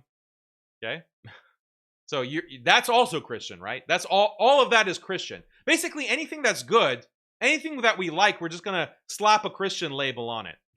We'll just slap a Christian, and we'll slap a white label on it. Whatever we like, whatever is good, whatever's to our advantage, we'll just slap the label, and we'll ignore the actual genealogy. We'll actually ignore the actual history. Okay, that's a really convenient method to everything that's good is from us. It's a great strategy. It works really great for like low IQ people. Low IQ people will just eat that up, who don't know anything about history or philosophy or the development of these ideas, these movements, and these philosophies. Contrary to Islam, contrary to Judaism, contrary to Marxism, liberalism. So, contrary to liberalism, like liberalism is the basis of the Constitution. Liberalism is the basis of the Declaration of Independence. All men are created equal. Liberalism is the basis of the founding of America. All of these founding fathers were liberals, much more than they were Christian. Much more than they were Christian. Okay? Insofar as any of them were Christian, they were not the majority. They're deists. Okay? Someone like Thomas Jefferson was a deist. He wasn't a Bible-thumping Christian. He wasn't going to church. He did not believe in the Word of God as the Bible. He was not devoted to Christ. You didn't hear Thomas Jefferson or George Washington say, Christ is king. That's not something that they said. They didn't believe that. They didn't believe in the authority of Christ on earth. So they're culturally Christian. Like, what do you mean by Christian? How were they Christian? Okay. So if you mean like LARPing, in this LARPing sense of it, in this very watered down cultural sense, yeah, I'm Christian, but I don't actually apply any kind of Christian vision of life or model for society to the world. Okay, fine. Like, whatever. That's what you view as Christian. But they were deists, and the liberalism, the secularism, that's what led to the Industrial Revolution, or the Scientific Revolution first, then the Industrial Revolution. So everything that you want to thump your chest about in terms of progress, in terms of the Constitution, the history of America, it's only like Christian flavored. Like, use that term. It's Christian flavored.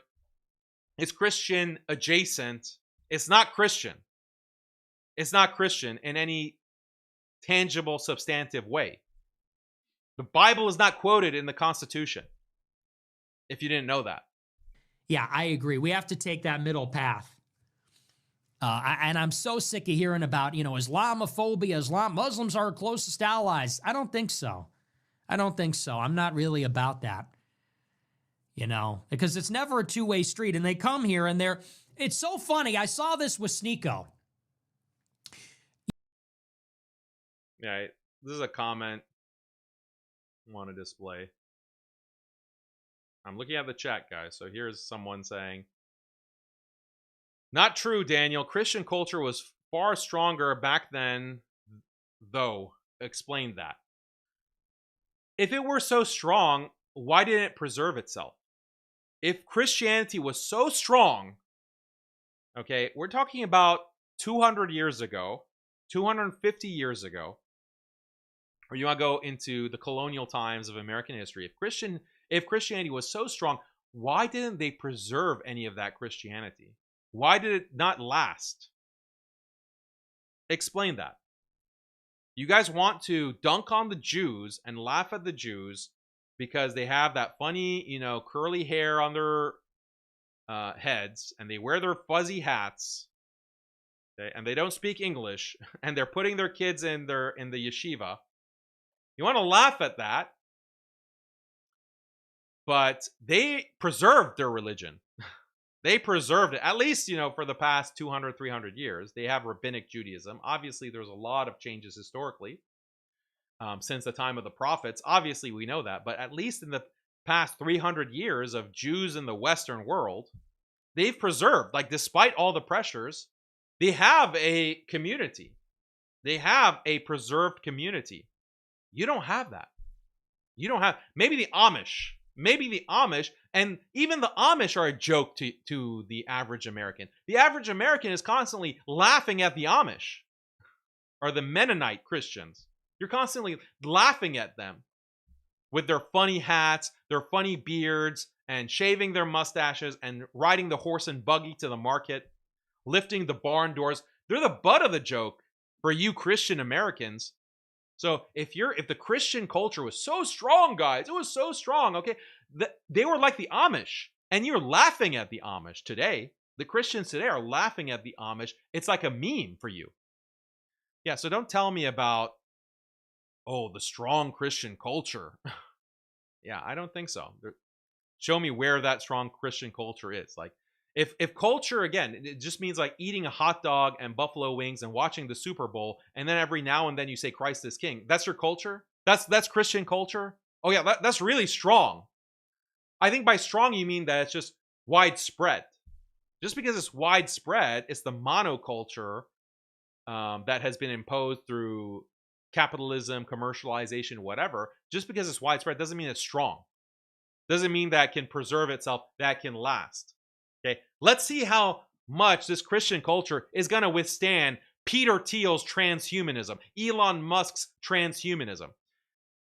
If you were Amish, you could maybe resist it. If you were Amish, you could resist it when Elon Musk rolls out Neuralink and implants the chip. Maybe you can withstand it. You Christians, your strong Christian culture, couldn't even resist the death facts. You couldn't even resist Fauci. Okay? You couldn't even like quit your job so that you wouldn't get injected with a substance that will literally stop your heart and give you this super turbo speed cancer. You couldn't even resist that. You're going to resist Neuralink? You're going to resist the AI transformation of society in the fourth industrial revolution or whatever they're terming it? You're going to resist that because your culture is so strong. Your Christian culture is so strong. Give me a break. Okay, you're a joke. You're a joke. Your culture is a joke. That's how you judge the strength of a culture, the ability to resist these changes. You guys are like putty. You're putty in the hands of these powerful factions. And you want to just blame the Jews, right? But it's transhumanists. They're from a Christian background. Transhumanists, these atheists, these tech companies, like these capitalist forces, you're just putty in their hands. You're Play-Doh. They're just fashioning your culture and your society in their image. And no matter how many times you want to LARP, you want to buy a America First hat and put that on and think that you're actually changing anything. No. You want to change something, be the Amish. You want to go back to the strong Christian culture of our ancestors, of our forefathers at the founding of America? Okay, let's see you be Amish. Put your money where your mouth is. You can't even stop fornicating. You can't even abide by the most basic Christian principles of chastity. You can't even abide by that. It's just a joke. Like, reality check for all you groypers. It's a reality check. You notice this with SNEAKO? So the other day, SNEAKO is responding to a video of Muslims praying in the park at night. And some boomer goes up to them and he's trolling them and he's yelling at them. And SNEAKO goes, they're not bothering anybody. No one's there. They're in the park. It's at night. They're not bothering anybody. They're just hanging out. And then where do you see SNEAKO during Ramadan? Times Square, New York, in the middle of the evening. Oh, so what happened? So first you go, oh, leave us alone. It's Islamophobia. We're not bothering anybody. Then you're in Times Square. What's the excuse now? Now you are bothering everybody. And you know what you're doing? How are you bothering anyone in freaking Times Square? This is what I still haven't understood. Like, Times Square is just a chaotic glut of human biomass. Like, that's what Times Square is, with a bunch of flashing lights. It's just a bunch of immigrants, mostly immigrant tourists who are coming from all over the world to see Times Square. It smells like piss. It's disgusting. Okay, it's a disgusting, ratty place, crowded to the brim. Like, was there like some kind of Christian prayer vigils, or, oh, a lot of very dignified Christian people that are minding their own business and they're disturbed not by the horde of immigrants or the horde of tourists rather who are streaming into Times Square to take their photos. You're not disturbed by that or inconvenienced by that. It's actually the Muslims who are in this corner praying. Like, be real. Be real. You're not disturbed by all the filth and degeneracy that is pouring from every nook and cranny of New York City. You're not disturbed by that. That's not a distraction for you Christians. For you pure-hearted Christians. That's not the distraction. It's the Muslims in the corner. This is just an exaggeration, like for rhetorical purpose, and it's coming again out of insecurity. You see Muslims as the biggest threat religiously, okay, to Christianity. That's what you see as the biggest threat. Not in terms of power. These Muslims praying in Times Square, they're not going to actually take over America, despite the way that you're talking. But we are a threat because there are so many people that are converting to Islam. There are so many Christians that are choosing Islam. That's the threat. That's why he has to react in this way. That's why he's bothered. That's why he's crashing out. But it doesn't make any sense. Like, this is a big problem. Muslims in this one corner of Times Square. And Times Square, like, I don't even know. Like, is there any kind of through traffic? Like, is it like 1 lane or 2 lane? It's not like the actual residents of New York use Times Square for their transportation. You avoid Times Square. You avoid that driving through there because obviously it's going to be bumper to bumper traffic. You're going to add an hour to your commute time or to your travel time if you try to go through Times Square. Like, it's known as a tourist destination, a tourist hub. It's just there for the tourism. It's just there for the people coming from overseas. Like, that's the point of Times Square. So I don't understand what's this sensitivity about Times Square. Doing now you're an imposition. You're imposing that on everybody. You're in the center of our country. Times Square is the center of our great global city, of our empire city. And you are taking up space there for no other reason than to make a statement, which is we are here and we are Muslim and we are here to conquer. That is what that is about. So stupid. Like, I pointed out this before, like 5 months ago. Because of a similar crash out, Muslims praying in Times Square. Like, these Muslims, like, do you know them? The whole exercise is about we belong. We're part of the American fabric. We're just as American as apple pie. That's why we have no problem praying in this filthy Times Square. Like, the Muslims involved in this, they tend to be on the liberal side. They tend to be on like, oh, we're American as everyone else. They want to fit in. They want to assimilate. Many of them. It's not like there are a bunch of Gen Z. They don't have this kind of attitude of insularity. We're just in our own group and we want to like dominate or we want to impose. That's the furthest thing from their minds. They pray in Times Square as a symbol of assimilation, as a symbol of acceptance of Americanism. We accept that way of life, and we just want to pray. But then the crashing out, you're imposing. Like, okay, so if that's imposition, that's a very liberal mindset, by the way. Like, it's the liberal secular culture that bristles at any public display of religious belief. He's just adopting that, like, atheistic, liberal mentality that the most taboo thing that you can talk about in public is your religion.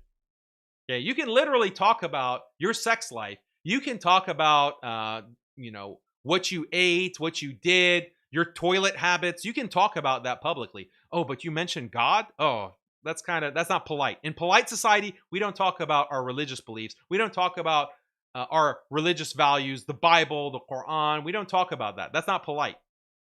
That's the kind of elite liberal mindset. And I experienced a lot of that. I was in the corporate world. I went to Harvard, okay? And that's their taboo. That's their taboo. Like, these Americans, Christian background liberal Americans, they'll talk about their sex life openly. Like, oh yeah, over this weekend I was banging this chick and you will never guess what she did next and this is the face she made as I was doing it. Like, they'll talk about that. They'll even talk about that in a work environment. They'll even talk about that in a work environment at that point, like when I was in the corporate world. Maybe they've cracked down upon that.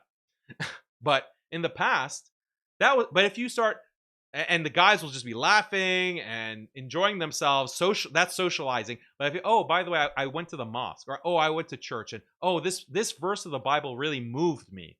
Like, they'll look at you like you're a freak, like you're an alien, like, okay, weird, but okay. Like, that's the taboo. Any kind of public expression of religiosity is seen by this liberal elite, this yuppie elite, Christian background, as this is distasteful. That is the instinct that Nick Fuentes is going off of. And he would feel the same if it was a bunch of Catholics. Like, imagine a bunch of Orthodox or Catholic, like wearing traditional garb and in the middle of Times Square, like holding mass. I don't know, like holding some kind of ritual, doing the Eucharist with full Catholic garb and saying, their prayers, chanting their mass or whatever in Latin. He would have the same reaction. Okay. He would have the same feeling, because that's the culture. That's the American culture. The American culture is a liberal culture. It believes in separation of church and state. It does not like the public expression of religiosity. And you might say, oh, but they say Christ is king. Yeah, that's a slogan. That's just a slogan for the purpose of agitating Jews. Like, that's just a slogan for the purpose of trolling Jews, and as a counter reaction, because the pendulum has swung too far in being anti-Christian or being anti, Catholicism or whatever. So you're just trying, as a counter reaction, saying, oh, Christ is king, as a protest. But it's not because you actually believe that in a deep way, where you would be in favor of these kinds of public demonstration, like an actual public demonstration of Catholic ritual, Catholic religion. He wouldn't be in support of that. And this kind of tension between Nick and Catholics comes up because Catholics will criticize him. Like, religious Catholics will criticize him and say that, well, you're violating the tenets of the church, you're degenerate, you're promoting this and that. And he bristles at that, and he actually lashes out and says, shut the F up. I'll live however I want. Yeah, okay, yeah, you want to live however you want. Your 21st century, 2026 liberal lifestyle. That's how you want to live. Like, the idea of a church telling you what to do and how to reorganize your life, like, as long as it's not inconvenient for me. As long as it's not inconvenient, I'll do it. But beyond that, all bets are off. Like, this is a LARP. It's a LARP. I'm telling you guys. They will not put their money where their mouth is. A Muslim will change his life. Muslims, okay, when we say we don't believe in riba, we don't believe in usury, we actually don't take the bank loans. That's haram. We don't take the bank loans. We don't pay the loans for school tuition, the educational loans. We don't take those college loans. Okay, the good Muslims. Okay, I know that there are some sellout Muslims. There are some Muslims who aren't abiding by the tenets of Islam, but real Muslims, you'll find it's not a small minority. Arguably, it's the majority. Muslims do not engage in that. We change our lives, and that puts us through a lot of difficulty. By the way, you know how difficult it is to try to go through college without taking out a loan. Try to buy a house without taking out a loan. Do you know how difficult that is? Muslims actually do it. Muslims actually change their lives. Muslims actually go through difficulty, go through things that are inconvenient for the sake of their principles. Many things like that. Many examples of this. But Christians, we don't see that. That's what it means to have a strong faith. That's what it means to have a strong religious identity and strong culture. It's not just LARPing. It's just not like slogans that you belt out. It's just not like, our religion is not based on hating another group. That's another thing. Like, a lot of Christians, they have become more identitarian and more religious as a counter reaction to Muslims. They see Muslims doing it, and then they feel pressure, they feel inadequate, and so they reaffirm their identity. But it's just skin deep. It's just a LARP. And we look at the lifestyle of someone like Nick Fuentes, if we look at the lifestyle of his groypers, the way that they behave, it's a bunch of degenerates, let's be honest. So the goal there is to be as conspicuous as possible. And then you go, you know what? This isn't a Muslim country. Pack it the fuck up and take it to a mosque. You're lucky we have a First Amendment. You do have freedom to practice your religion. Practice it in your constitutionally protected mosque. You don't see Christians doing a march with the rosary. You don't see a procession in Dubai. You don't see a procession in Mecca. You don't see a Christian procession in Medina or in those cities in Qum. You don't see a procession over there because it's not allowed. He had to like correct himself. Initially said, you don't see the Christians with a procession, and the implication was in the United States. You don't see them in the United States. And in some sense it's true. Like, you don't see that because it is taboo to express your religion publicly. That is the secularization. That is the secularization. And even if they were doing that, you would also dump on that, Nick Fuentes. You would also dump on the Christians doing that. Why? Because that's like passe, or that's like, why? Like, why are you... Like, really? Would you be in favor, Nick Fuentes, of a Catholic procession like in the middle of Times Square? It's a Christian country. Okay, well, is that something that you would support? Or would you say, like, they're tryhards? Like, this is unseemly. This is not good optics. Like, you'd have a problem with it because those are your yuppie liberal instincts. You don't like to see the public expression of any religion, even if it's Christianity.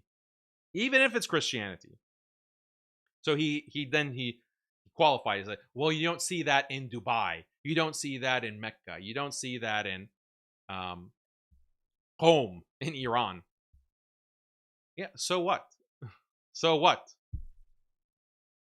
Those are religious countries. Like, those are religious countries, and it's more than just a skin deep LARP of religion. Like, they actually have Sharia law.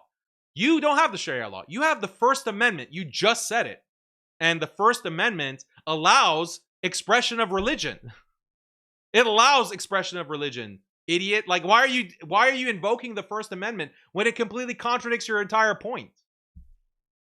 The First Amendment doesn't say that, oh, you can have religion but keep it private. First Amendment is about free speech. It's about free expression. You want to go out and be Muslim and you want to proselytize, you can do that. Why are you invoking the First Amendment? Do you not know what the First Amendment is? Dubai and Qom in Iran, they don't have the First Amendment. They didn't secularize. That's America. That's America. And yeah, Muslims are taking advantage of that. Jews are taking advantage of that. Hindus are taking advantage of that. If you don't like that, you need to overturn the Constitution. You need to overturn the First Amendment to prevent people from expressing themselves on a religious basis, to prevent people from proselytizing. Your problem is not with Muslims. Your problem is with the Constitution. And I don't understand, like, how you have people listening to this guy and they don't, like, they just gloss over or pass over these contradictions.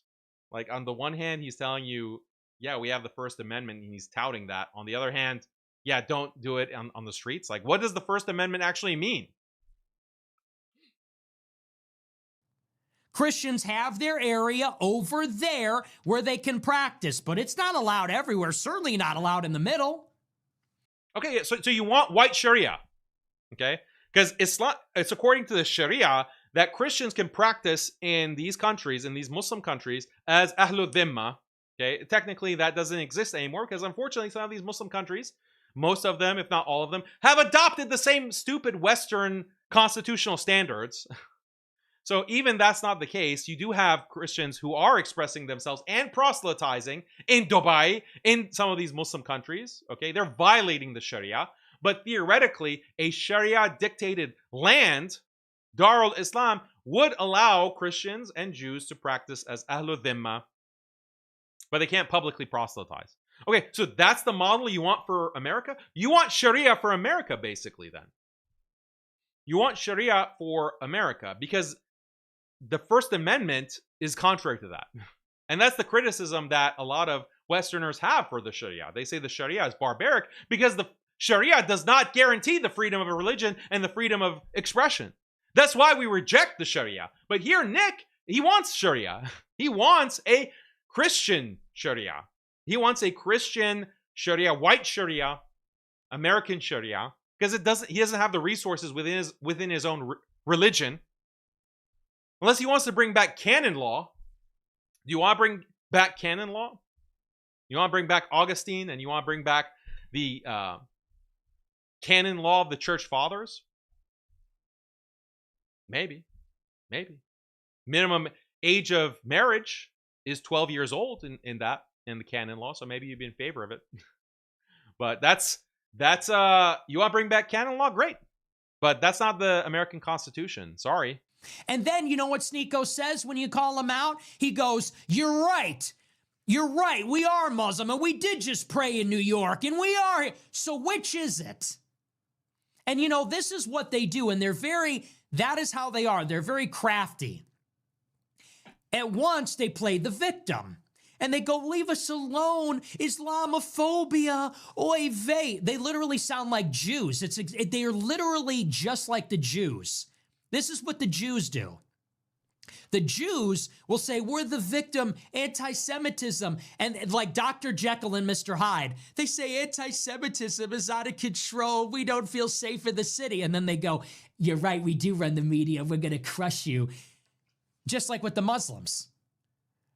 It's Bismillah, Islamophobia, everyone's attacking us. And they go, "We are here, and we're in Times Square, and you can't do a thing about it." And that's why Christians need. Yeah, so how about this? Like, how about the white Christians who they cry, "Oh, we're being genocided. Oh, it's white genocide. Oh, all these immigrants. Oh, they're taking our jobs, and they're raising the price of houses, and oh, they're lowering our wages. Oh, it's there. We're being genocided. Our women can't have many babies because they're marrying black men. They're just going out with black men, and we can't have enough children. Oh." Then, okay, you turn around recently, actually, and oh, F yeah. We took Maduro. We took the president of Venezuela. We just snatched him up. We do whatever the F we want. We run this. We run this entire globe. We got the nukes. We got the F-35. We got the aircraft carriers. We got everything to dominate whoever we want.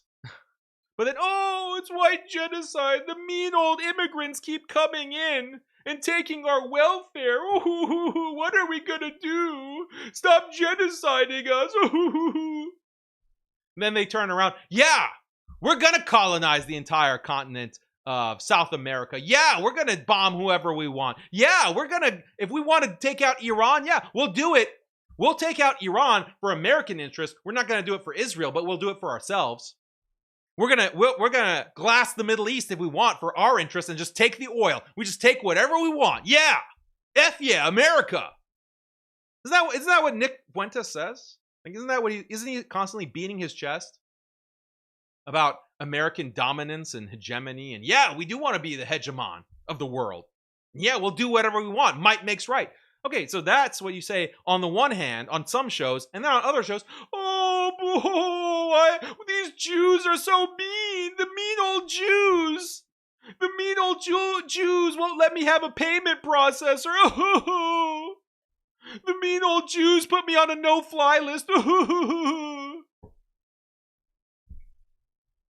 What's the difference? That's not being a victim? That's not being a victim? Like, how much money have you raised on this line of you being a victim and you being debanked, you being marginalized, you being censored? How much mileage have you gotten from being a victim? I didn't hear you have this kind of, "Oh, I don't care. They can debank me, put me on a no-fly list, and I don't care. I'm gonna dominate. Gonna dominate and overcome all of this." No, that wasn't your attitude. Your attitude was to cry about it. Your attitude was to cry and say that's unfair. This is unfair, guys. The Jews are playing unfair. They need to play fair, guys. You appeal to those standards of equality and equal representation and everyone getting a fair voice in the marketplace of ideas. By the way, that's a liberal idea. By the way, that's a liberal idea. That's the First Amendment that you appeal to for your own purposes, for your own aims. But if a Muslim prays in public, take it to the mosque. Get the F out of our country. But you can go online and you can say, F the N-word, these Negroes, these N-words, they're just a bunch of thugs. You can go on your rants against all these groups and express whatever view that you have, okay? You can express whatever view. You can say Hitler did nothing wrong. You can go on these rants, and everyone should respect that you're right to do that, right? Everyone should respect you. You should have a YouTube channel, and you should have a Patreon, and you should be able to raise money and basically be like Tucker Carlson and Candace Owens and be able to drop the N-word and talk about how Hitler was so based and how we need an all-white nation. You should have a platform for that. That should be protected. No matter who it offends, you have the right to offend whoever you want. But a Muslim praying, no, that's imposition. You're imposing. You're proselytizing. That's not allowed. Take it to the mosque. Get the F out of our country. We don't want to see that. Yeah, okay. That's real consistent. That's a consistent attitude, is it not? To say no more gaslighting. No more gaslighting. Raise up the cross. I want a Roman salute from everybody. A Roman salute to our Caesar. A Roman salute to our church. Hail Christ. Hail Christ. Hail Caesar. Hail Rome. Okay, this is the new Rome. And we're taking Muslims by their thobe and all their goofy shit, and we're taking Jews by their yarmulke, and we got to flick them back out to the Middle East. Get the fuck out of here. This is a new Rome. This is a new Rome. Get on board or get out. Somalians, get the out. Hasidic Jews, get the out. Ben Shapiro, get the out. Christians have to get real. Christians need to grow a pair of balls. Stop the gaslighting. I love to see it. I love to see the boomers out there in New York. Thank you, boomers. Thank you, MAGA boomers. I know you may not be based on Israel, but thank you, base boomers, for fighting for space in our country. This is not a Muslim country at all. No Muslim roots here. This is a Christian country. When Christopher Columbus came here, it was a flag with a cross on it. It was christened for Christ. And this is a Christian nation. Don't make a mistake and think it's anything else. It always has been. How many of the colonies had a state-run church at the time of the founding? How many of the founding fathers were Christian? What was the percentage of Christians at the time of the founding? Who were the settlers that came here? It makes no difference. Like, it makes no difference. They all apostatized. They all apostatized. First of all, the founding fathers, they're majority deists. That's why it was the basis. Like, is this guy like, this is the gaslighting. Okay, this is the gaslight, as if the founding fathers come to America and they want to establish a Christian nation. No, they were actively and consciously trying to break away from that model. That's why they institutionalized the concept of separation of church and state. That was the whole idea. That was the whole concept of freedom that they had, that they based the nation around. It was a liberal concept. The philosophically Enlightenment liberal concept of separation of church and state, that it is a secular nation. Yeah, okay, we have a Christian population, but that Christian population cannot oppose their religion on others. That is the basis of America's founding. You're gaslighting us into thinking that America was founded as a Christian, as a Christian nation, Christian qua Christian nation. No, that is completely false. And then you have to, like, because you can't deal with that reality, you have to gaslight us in thinking that, well, the majority were Christian, therefore it's a Christian nation. The founders didn't have this concept of preserving Christianity over time. If they did, they would make the laws in accordance with that goal. But they didn't. They didn't. Do you know what laws can be put in place to preserve Christianity over time? Well, you would have an anti-proselytization law that you put in place. That you cannot preach other religions, or you can't preach against Christianity in public. You can't do that. It's illegal. That would be like a blasphemy punishment, okay? That's not found in the Constitution. In fact, they made a First Amendment explicitly to prevent the establishment of a kind of blasphemy punishment or anti-blasphemy law. So if you wanted to preserve Christianity, where's the anti-proselytization in the Constitution? Where is the anti-blasphemy in the Constitution? Where is the law that says, okay, Christians, you cannot marry outside of Christianity? Was there a law like that ever on the books? At the highest level, in the federal level? No, nothing like that. Even in the state level. Okay? So in what sense are you Christian? You don't have any laws to preserve. Are you mandating church attendance? Nope. Are you like actually putting in place any kind of restrictions on activities on Sundays? There used to be actually, like, what was the name of it? Was like a blue ribbon. I forgot the exact term. But in the past, we're talking about 50 years ago.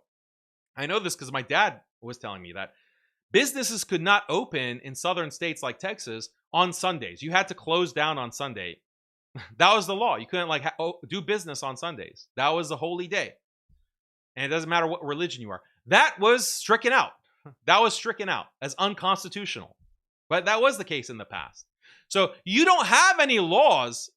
You don't have any railings or guardrails, rather, to protect your religion from changing, from your culture changing, your society changing, demographically changing. You don't have anything like that.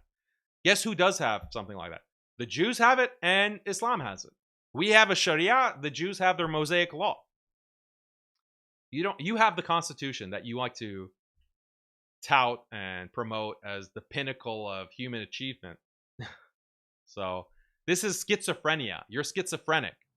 The Puritans, the Catholics, the Presbyterians, all these other, who were the Quakers? What religion were they from? How many of them were Sunni and Shia? No, sorry, they were Quakers. They were Puritans. They were Catholics. Catholics? How many Catholics were there? There weren't Catholics at the founding of America. What are you talking? How many of the founding fathers were Catholic? At that time, the Catholics were seen as like the Muslims, okay, or the Orthodox Jews. The Catholics were seen as the extremists. The Catholics were seen as the fanatics. The Catholics were seen as the exact opposite of what America should be about, historically. He's gaslighting us, or he just doesn't know the history. The Catholics were seen as the fanatics who just follow the Pope. And they don't give authority to any worldly king or any worldly government. Instead, they follow the Pope. And that's why they're a problem. That's why the Catholics are always a fifth column. They're like the Jews in that way. And that's why they were marginalized. And they weren't a part of the founding of America. The founding fathers viewed the Catholics as this fifth column, as fanatics. Like, we are trying to form a nation completely opposite of this conception. Like, the influence of the church is exactly what we don't want. The influence and the foothold of the church is exactly what we want to cut off with this constitution, with the separation of church and state, with secularism. This is something as an affront to the Catholic Church. Very consciously, they were. That is the basis of the secularism that America is founded upon. So he's gaslighting us and saying, like, slipping that in there. The Quakers, the Puritans, and the Catholics. Okay, very sneaky. Very sneaky. We have SNEAKO and you have sneaky here. He's trying to sneak in the Catholics. The Catholics weren't part of the founding of America. What are you talking about? Diametrically opposed, ideologically opposed to the Catholic Church. They were Episcopalians. They were all different manner of Christian. It wasn't until hundreds of years later that you guys started coming in here. You should count yourself as lucky. And look, I don't hate Muslims. I don't hate them at all. And I'm not saying we should take away their rights. I think they should have a right to practice their religion, and they should have their same right as anybody else. But we need to fight for the core and the center. This is a Christian civilization, not a Muslim one. You want to go and practice your religion in your mosque, knock yourself out. But the signs are not going to be in Arabic, my friend.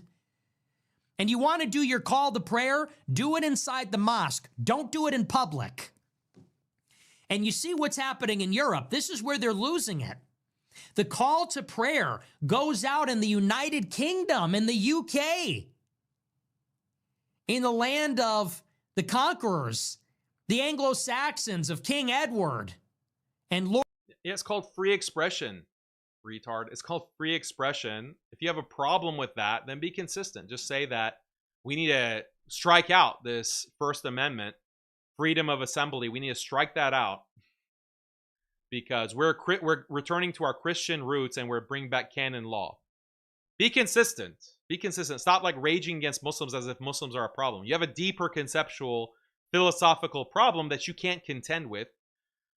You can't contend with it because it reveals these contradictions. So you have to just rage against Muslims. You have to crash out. And this is why Nick won't debate me. Like, Nick won't debate me.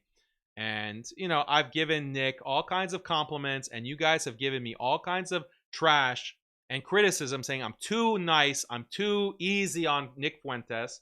And it's because I'm a fair person. I see someone like Nick, and I see someone who is marginalized. I see a young man who is resourceful, who's smart, who is being marginalized and attacked because he's speaking the truth about one particular group and about the politics of this country and how there's all these special interests that are dominating American life, that are like imposing this kind of secular regime to eliminate religion. And he's speaking the truth against that, and he knows his stuff on that very narrow focus, that very narrow issue. And I want to support, I have like enough IQ to understand that you can ally with people who have shared interests, and I support people who have a shared interest, as long as they don't require me to change my views or to violate my religion. So I've had that kind of positive understanding of Nick Fuentes, and I've promoted him in that way, despite disagreeing, like very strongly disagreeing on some of his issues. And I've met him in person. He's a nice guy. Okay? However, he doesn't reciprocate. He doesn't reciprocate that kind of mentality. Whereas I see, like, okay, this is a marginalized group, and they're being treated unfairly, and therefore and our interests overlap, and therefore there is a reason to support that or to align with that. He doesn't get it. He doesn't understand. He sees Muslims who are also marginalized, and he just wants to dump on them. He wants to antagonize them. He wants to say, you worship a demon. You worship a demon, and your desert religion, go the F back to your country, blah, blah, blah. That's his attitude. He doesn't have the IQ to understand the whole purpose of an alliance or collaboration or camaraderie.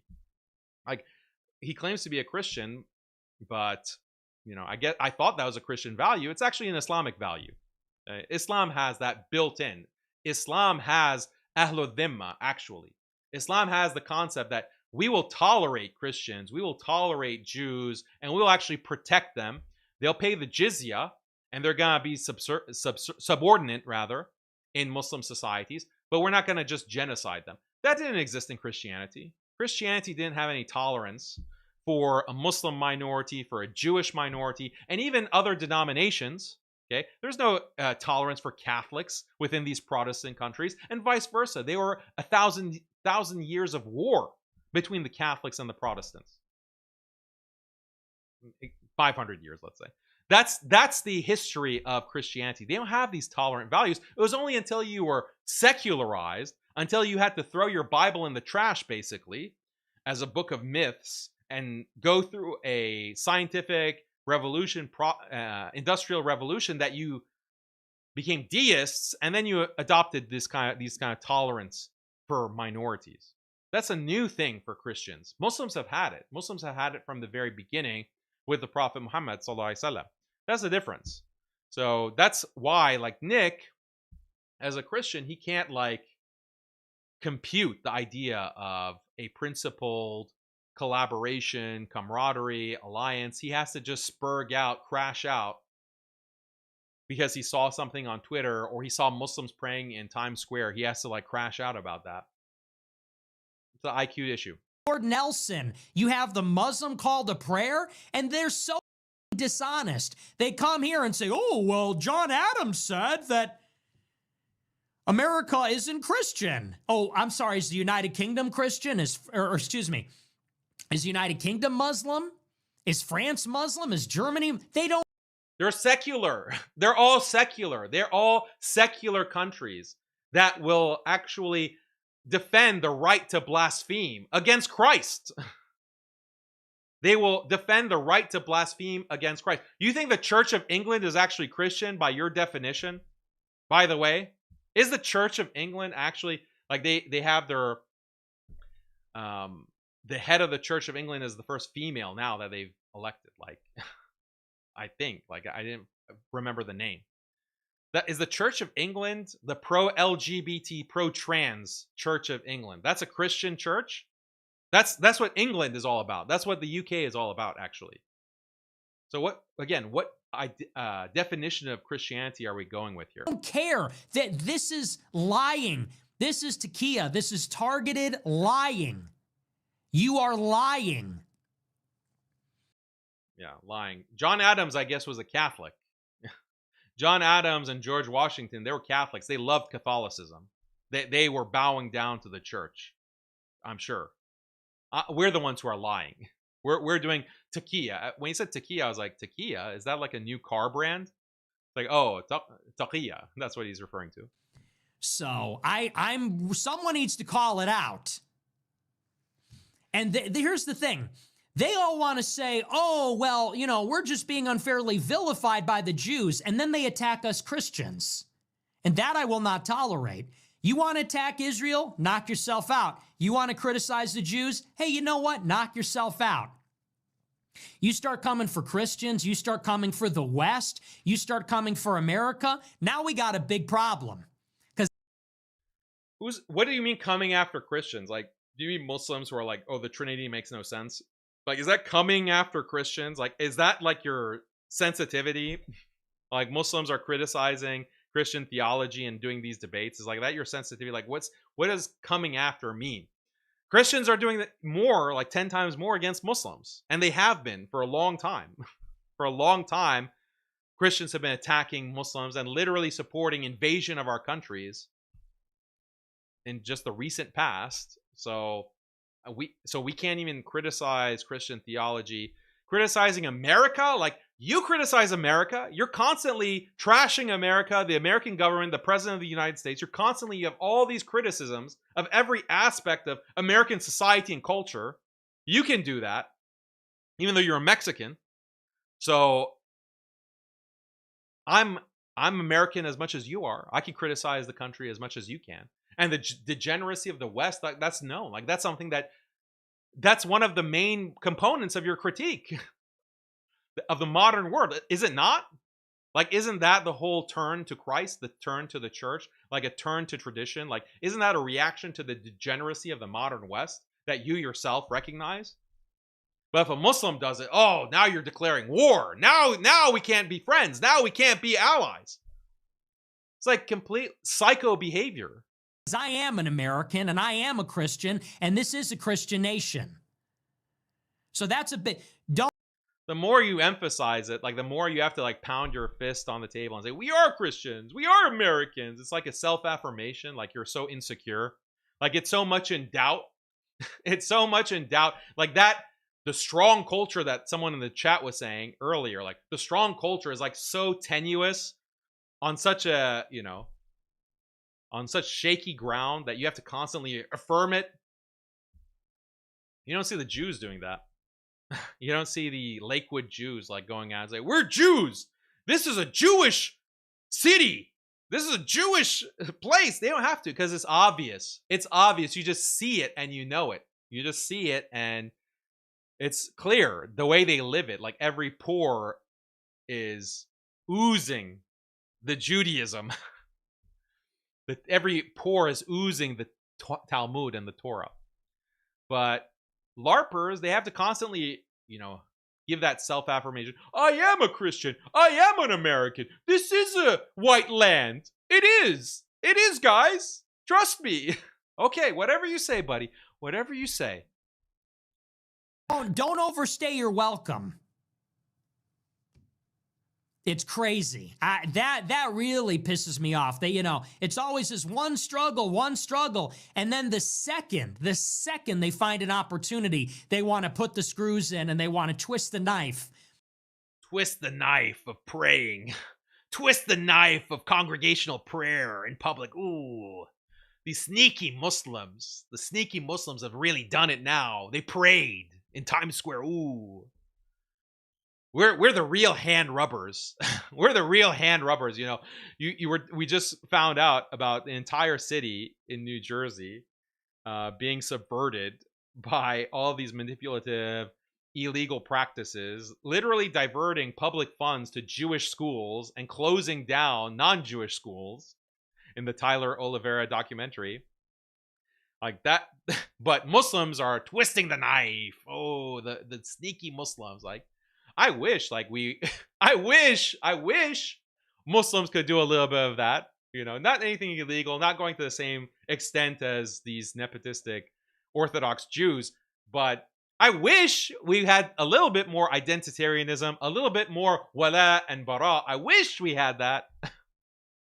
I wish we were everything that Nick Fuentes and the Groypers think we are. I wish we were that. Fortunately, we're not. Unfortunately, there's no knives being twisted. We just want to freaking pray in Times Square, which that's something that I probably would never do. Like, I would probably never do it for the reasons I said. It's a cesspool. New York is a cesspool. If I want to pray, I don't want to pray in a cesspool with, like, piss smell hitting me in the face. Like, that's not what I would do. Like, dawah, yeah, okay, I'll do dawah. I'll do whatever. I'll proselytize. Yeah, I'll do that. I'm just practicing my first American right. I'm more of a believer in the Constitution than you Groypers. But pray, maybe not. Like, this is the twisting of the knife. The twisting of the knife is like the ultimate assimilationist gesture of, we're just as American as you. We love Times Square. We love Times Square. We're going to pray here in the middle of the street. We're gonna really show how American we are by filing for a permit from the city, getting a permit, and setting up our prayer rugs, and putting up a loudspeaker and praying. This is twisting the knife. On Christians, and they want to criticize the West. The West is what gave you everything that you love about America. Okay, everything that New York was built by the West. New York is as Western as it gets. You love New York. Yeah, it's a cesspool. It's who likes New York City? Honestly, like, who would choose to live there? I guess a lot of people are there for economic reasons. A lot of people are in the West for purely economic reasons. And that's why we have passport bros. That's why we have people that if they could choose to live anywhere, they wouldn't live in America. They want to live overseas and just be employed by an American company so they get the paycheck. They get the money. That's all they care about is the money. It's not about the how beautiful the land is, even though there are beautiful parts of America. But it's not because of New York City and the culture. And no, that's not why they're here. That's not why any Muslim or any immigrant is in the United States. That's not why our parents or grandparents moved here. It's also the reason why people don't move to Dubai. Like, people don't move to Dubai and the Gulf because they just think it's like a beautiful culture. In fact, they hate it. Like, they hate it. They're just there to send money back home. It has nothing to do with the superiority of the values. What superior values? I'm waiting to see the superior values that America has compared to other places. There are good values, okay? Americans have good values. I was born and raised in America. had many beautiful Americans who have lived here and I've interacted with and have been the neighbors of, been coworkers of, classmates of, neighbors of, whatever. Yeah, there are good values here. But are they superior to everywhere else in the world? Are they superior? Like, is it such a draw? Is it such a draw that you're going to abandon your family, your culture, your religion to move to America? No, it's just a paycheck. It's just money. It's just money. And it causes problems, to be honest. You know, when people immigrate and they lose their religion, they can't preserve it. But yeah, this is just gaslighting. We're coming to America because of the values. Are you nuts? People are leaving America because of the degeneracy. They're leaving. They're leaving in America because they can't get married. They can't get married. They can't start a family. They can't have kids. They can't afford to live. Like, what values are we talking about here? America gave the world all its value, all its best values. What? York, you know what? You love Islam so much. Go move to Cairo. Go move to Cairo. Go move to Riyadh. Go move to Baghdad or something. Oh, you don't want to live there. I wonder why. Why don't you want to go and live there? Because it's a hole. They go, oh, Western values are so corrupt and so sick. That's why y'all live in London and New York, right? Yeah, so it's Christianity that made London and New York prosperous. It's Christianity, right? It's like being a traditional-based Catholic, subservient to the church, going to mass, the Latin mass. Like, that's what makes New York City so prosperous, right? You see all the Catholicism, all the Christianity. It's so apparent, like when you go to New York City or you go to London. Like, okay, fine, not today, but go 100 years ago. It was Christianity that made it prosperous, right? Or was it secularization? Was it industrialization? Was it capitalism? Tell me the reality. What is the source of the prosperity? Because the reality is, the more secular a country becomes, the more prosperous it becomes. And even amongst Christians, compare the third world Christian countries with the third world Muslim countries. The Christianity hasn't brought any kind of prosperity to those third world Christian countries. Look at South America. Look at some of these African countries that have been converted to Christianity. Where's the prosperity, brah? Where's the prosperity that Christianity brings?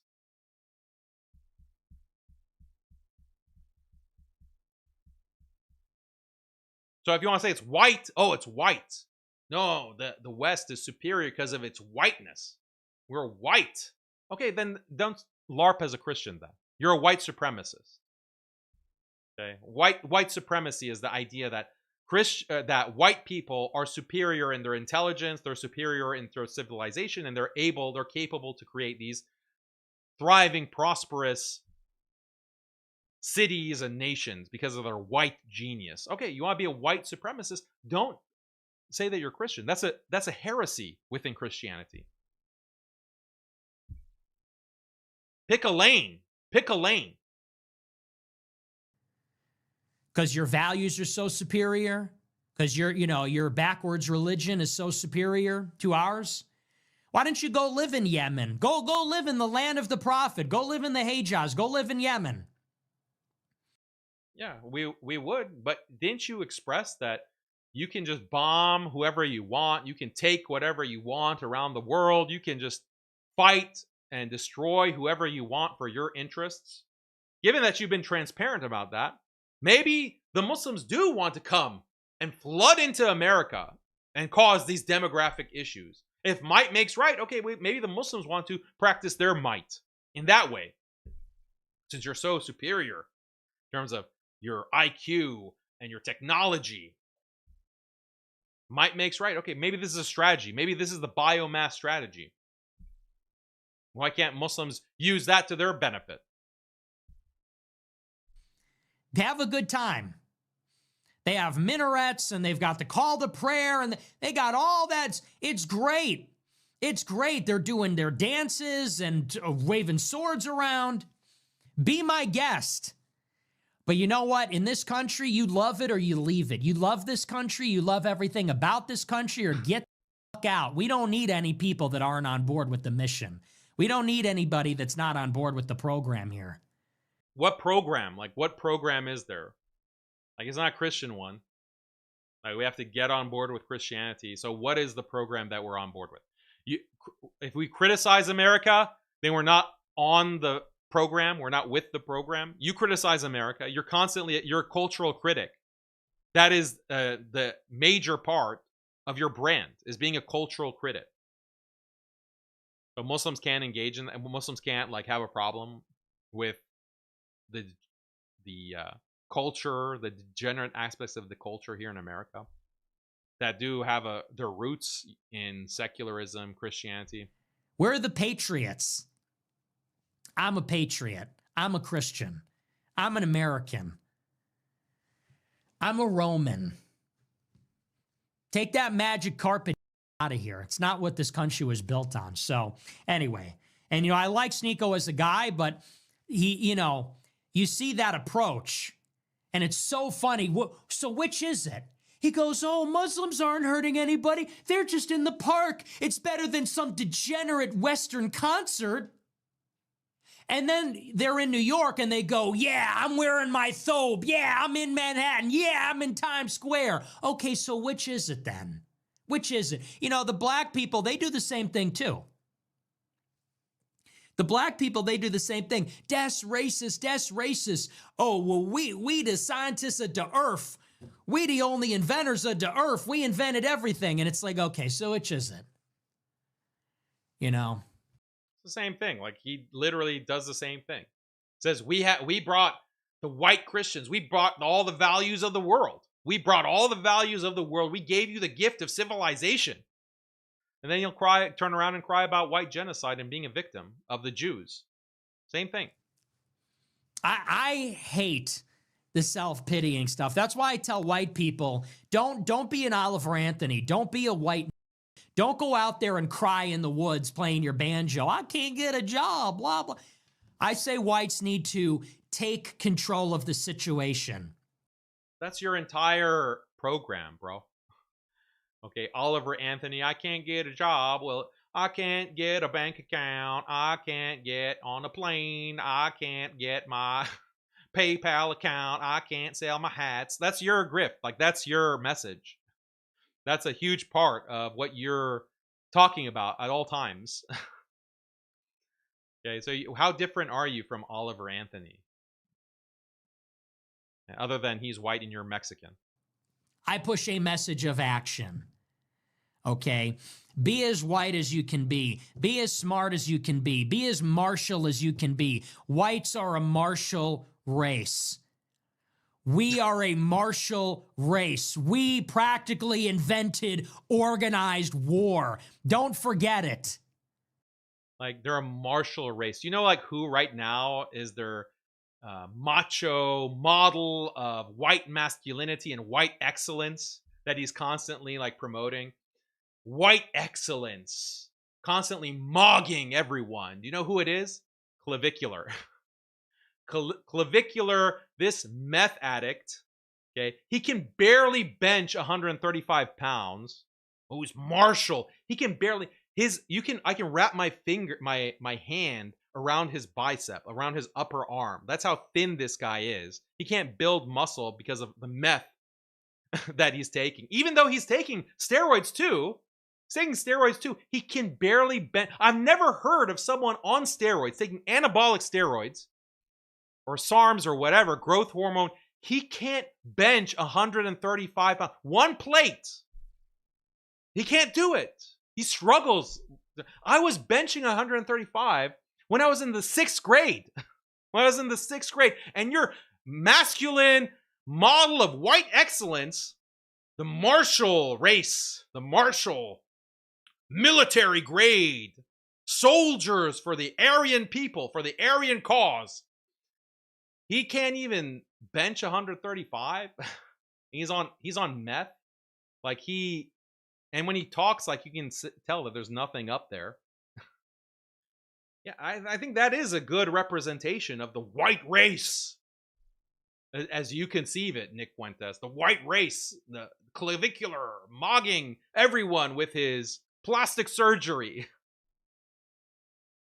And isn't plastic surgery an affront to God? Or is that not a part of Christianity? Clavicular, by the way, I'm sure he's a very traditional Christian boy, is he not? Okay, Muslims praying in Times Square, that is a bridge too far. That is out of bounds. We can't accept that. But clavicular, going around fornicating with everything that moves, shooting up meth, literally changing the structure of his face, plastic surgery, whatever, that's fine. Like, that's not an affront to Christ. That's not an affront to our Christian values and our Christian culture. Clavicular. So how can we take this seriously? How can we take these people seriously? Do you just say whatever you're in your flow, like on the live stream in the flow? Have you thought these things through? Have you made any attempt to be consistent? And how are these groypers not smart enough to realize all these contradictions? And that's why I get shocked when Muslims tell me that they're big fans of this. That they're Muslim groyper, Muslim America first. Like, okay, let's pump the brakes. We can support this idea of, okay, America as a nation that is trying to gain control back from a Jewish oligarchy and the Zionists, and there are clearly interests that are aligned with with Muslim interests, given how much damage and genocide this Zionist-occupied nation has done to the Muslims. But you're a fan? How can you be a fan of this? This is contradictory stuff. This is completely incoherent mess. And he's not giving a vision, like a Christian vision, of course. How can he? He doesn't even know himself what that would look like, what that would be. His model man is clavicular. That in itself should blow your mind. So we have to prepare for war. You want peace? Prepare for war. Shoot up meth. Like, start taking anabolic steroids so you can roid rage and not be able to bench 135 pounds. Become a weapon. I've always said this. Don't make excuses. Don't be a victim. Don't be pushed around. Get organized. Get organized. Find some like-minded friends. Get together. Go to the gym. Learn martial arts. Do tactical training. Get your bag up. Okay. So, yeah. That's his message. Let's go to the super chats. The stream is getting too long, so.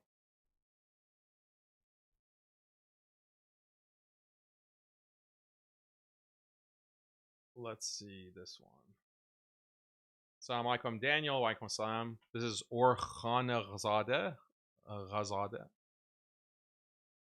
not sure what that means. The popularity of Nick Fuentes, him showing the place of begs a debate with you. You will win that. He won't debate me. He won't debate me. He won't even have a conversation with me. I wonder why. Why won't he debate me? He saw what I did to Keith Woods. That's why. He saw what I did with Keith Woods, and Keith Woods is a nice guy, but his nationalism is contradictory in many ways. He can't reconcile the nationalism with the fundamental liberal roots of their ideology, so it leads to contradictions that are easy to exploit by a Muslim. So he saw what I did with Keith Woods. Keith Woods is a lot smarter, maybe, than Nick Fuentes. So he's afraid to actually debate me. Let's be honest. Master Doc says, did you know Muslim youth stand strong defending their area so rioters avoid them? Bradford, it showed in the UK. Why is this partially cut off?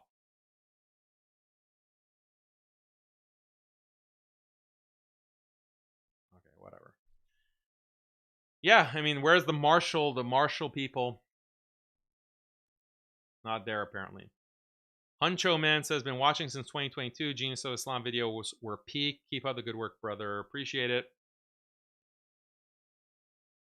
Macmillan's Disciple says, how much of the Rand agenda has been accomplished? Pretty much all of it. The Rand agenda, like pretty much all of it. Sad to say. Huncho Man says, the liberals have used Islam and Muslims as pawns for their culture wars. Yes, absolutely. That is correct. Agree with that.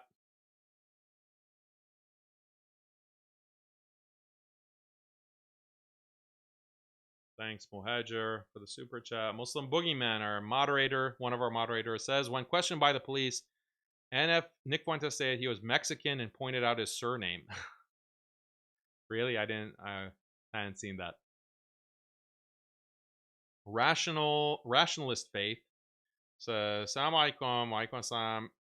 Jazakallah khair for the efforts, brother. My son is benefiting from your curriculum. Allah yafadak. He's getting cut off. Can you please look into the level of treason we've had in the Ummah that has led to our downfall in a video as a topic? You know, treason from where? Politically? Like, are you talking about like Saudi Arabia and the alliance with the British and the Treaty of Darien? Like that kind of treason? Or how far back? Like, should we go back to the Umayyads or the Abbasids? Abdullah says, America is a Christian country. Although the political system is secular, it doesn't mean that that's what defines the country. Indonesia and Turkey has half secularism, but we still call them Muslim countries. Yeah, well, the same problems that America has, Indonesia and Turkey will have if they don't preserve their religion. Like, being secular means that you're not going to preserve your religion, and you're going to turn into some like vaguely Muslim, vaguely Christian slop. It'll just take a few generations. So the future, like the Christianness that America has right now, whatever that is, like if you can define it, I don't know what it is actually. That's what you can expect for the Muslim countries as well when they adopt secularism.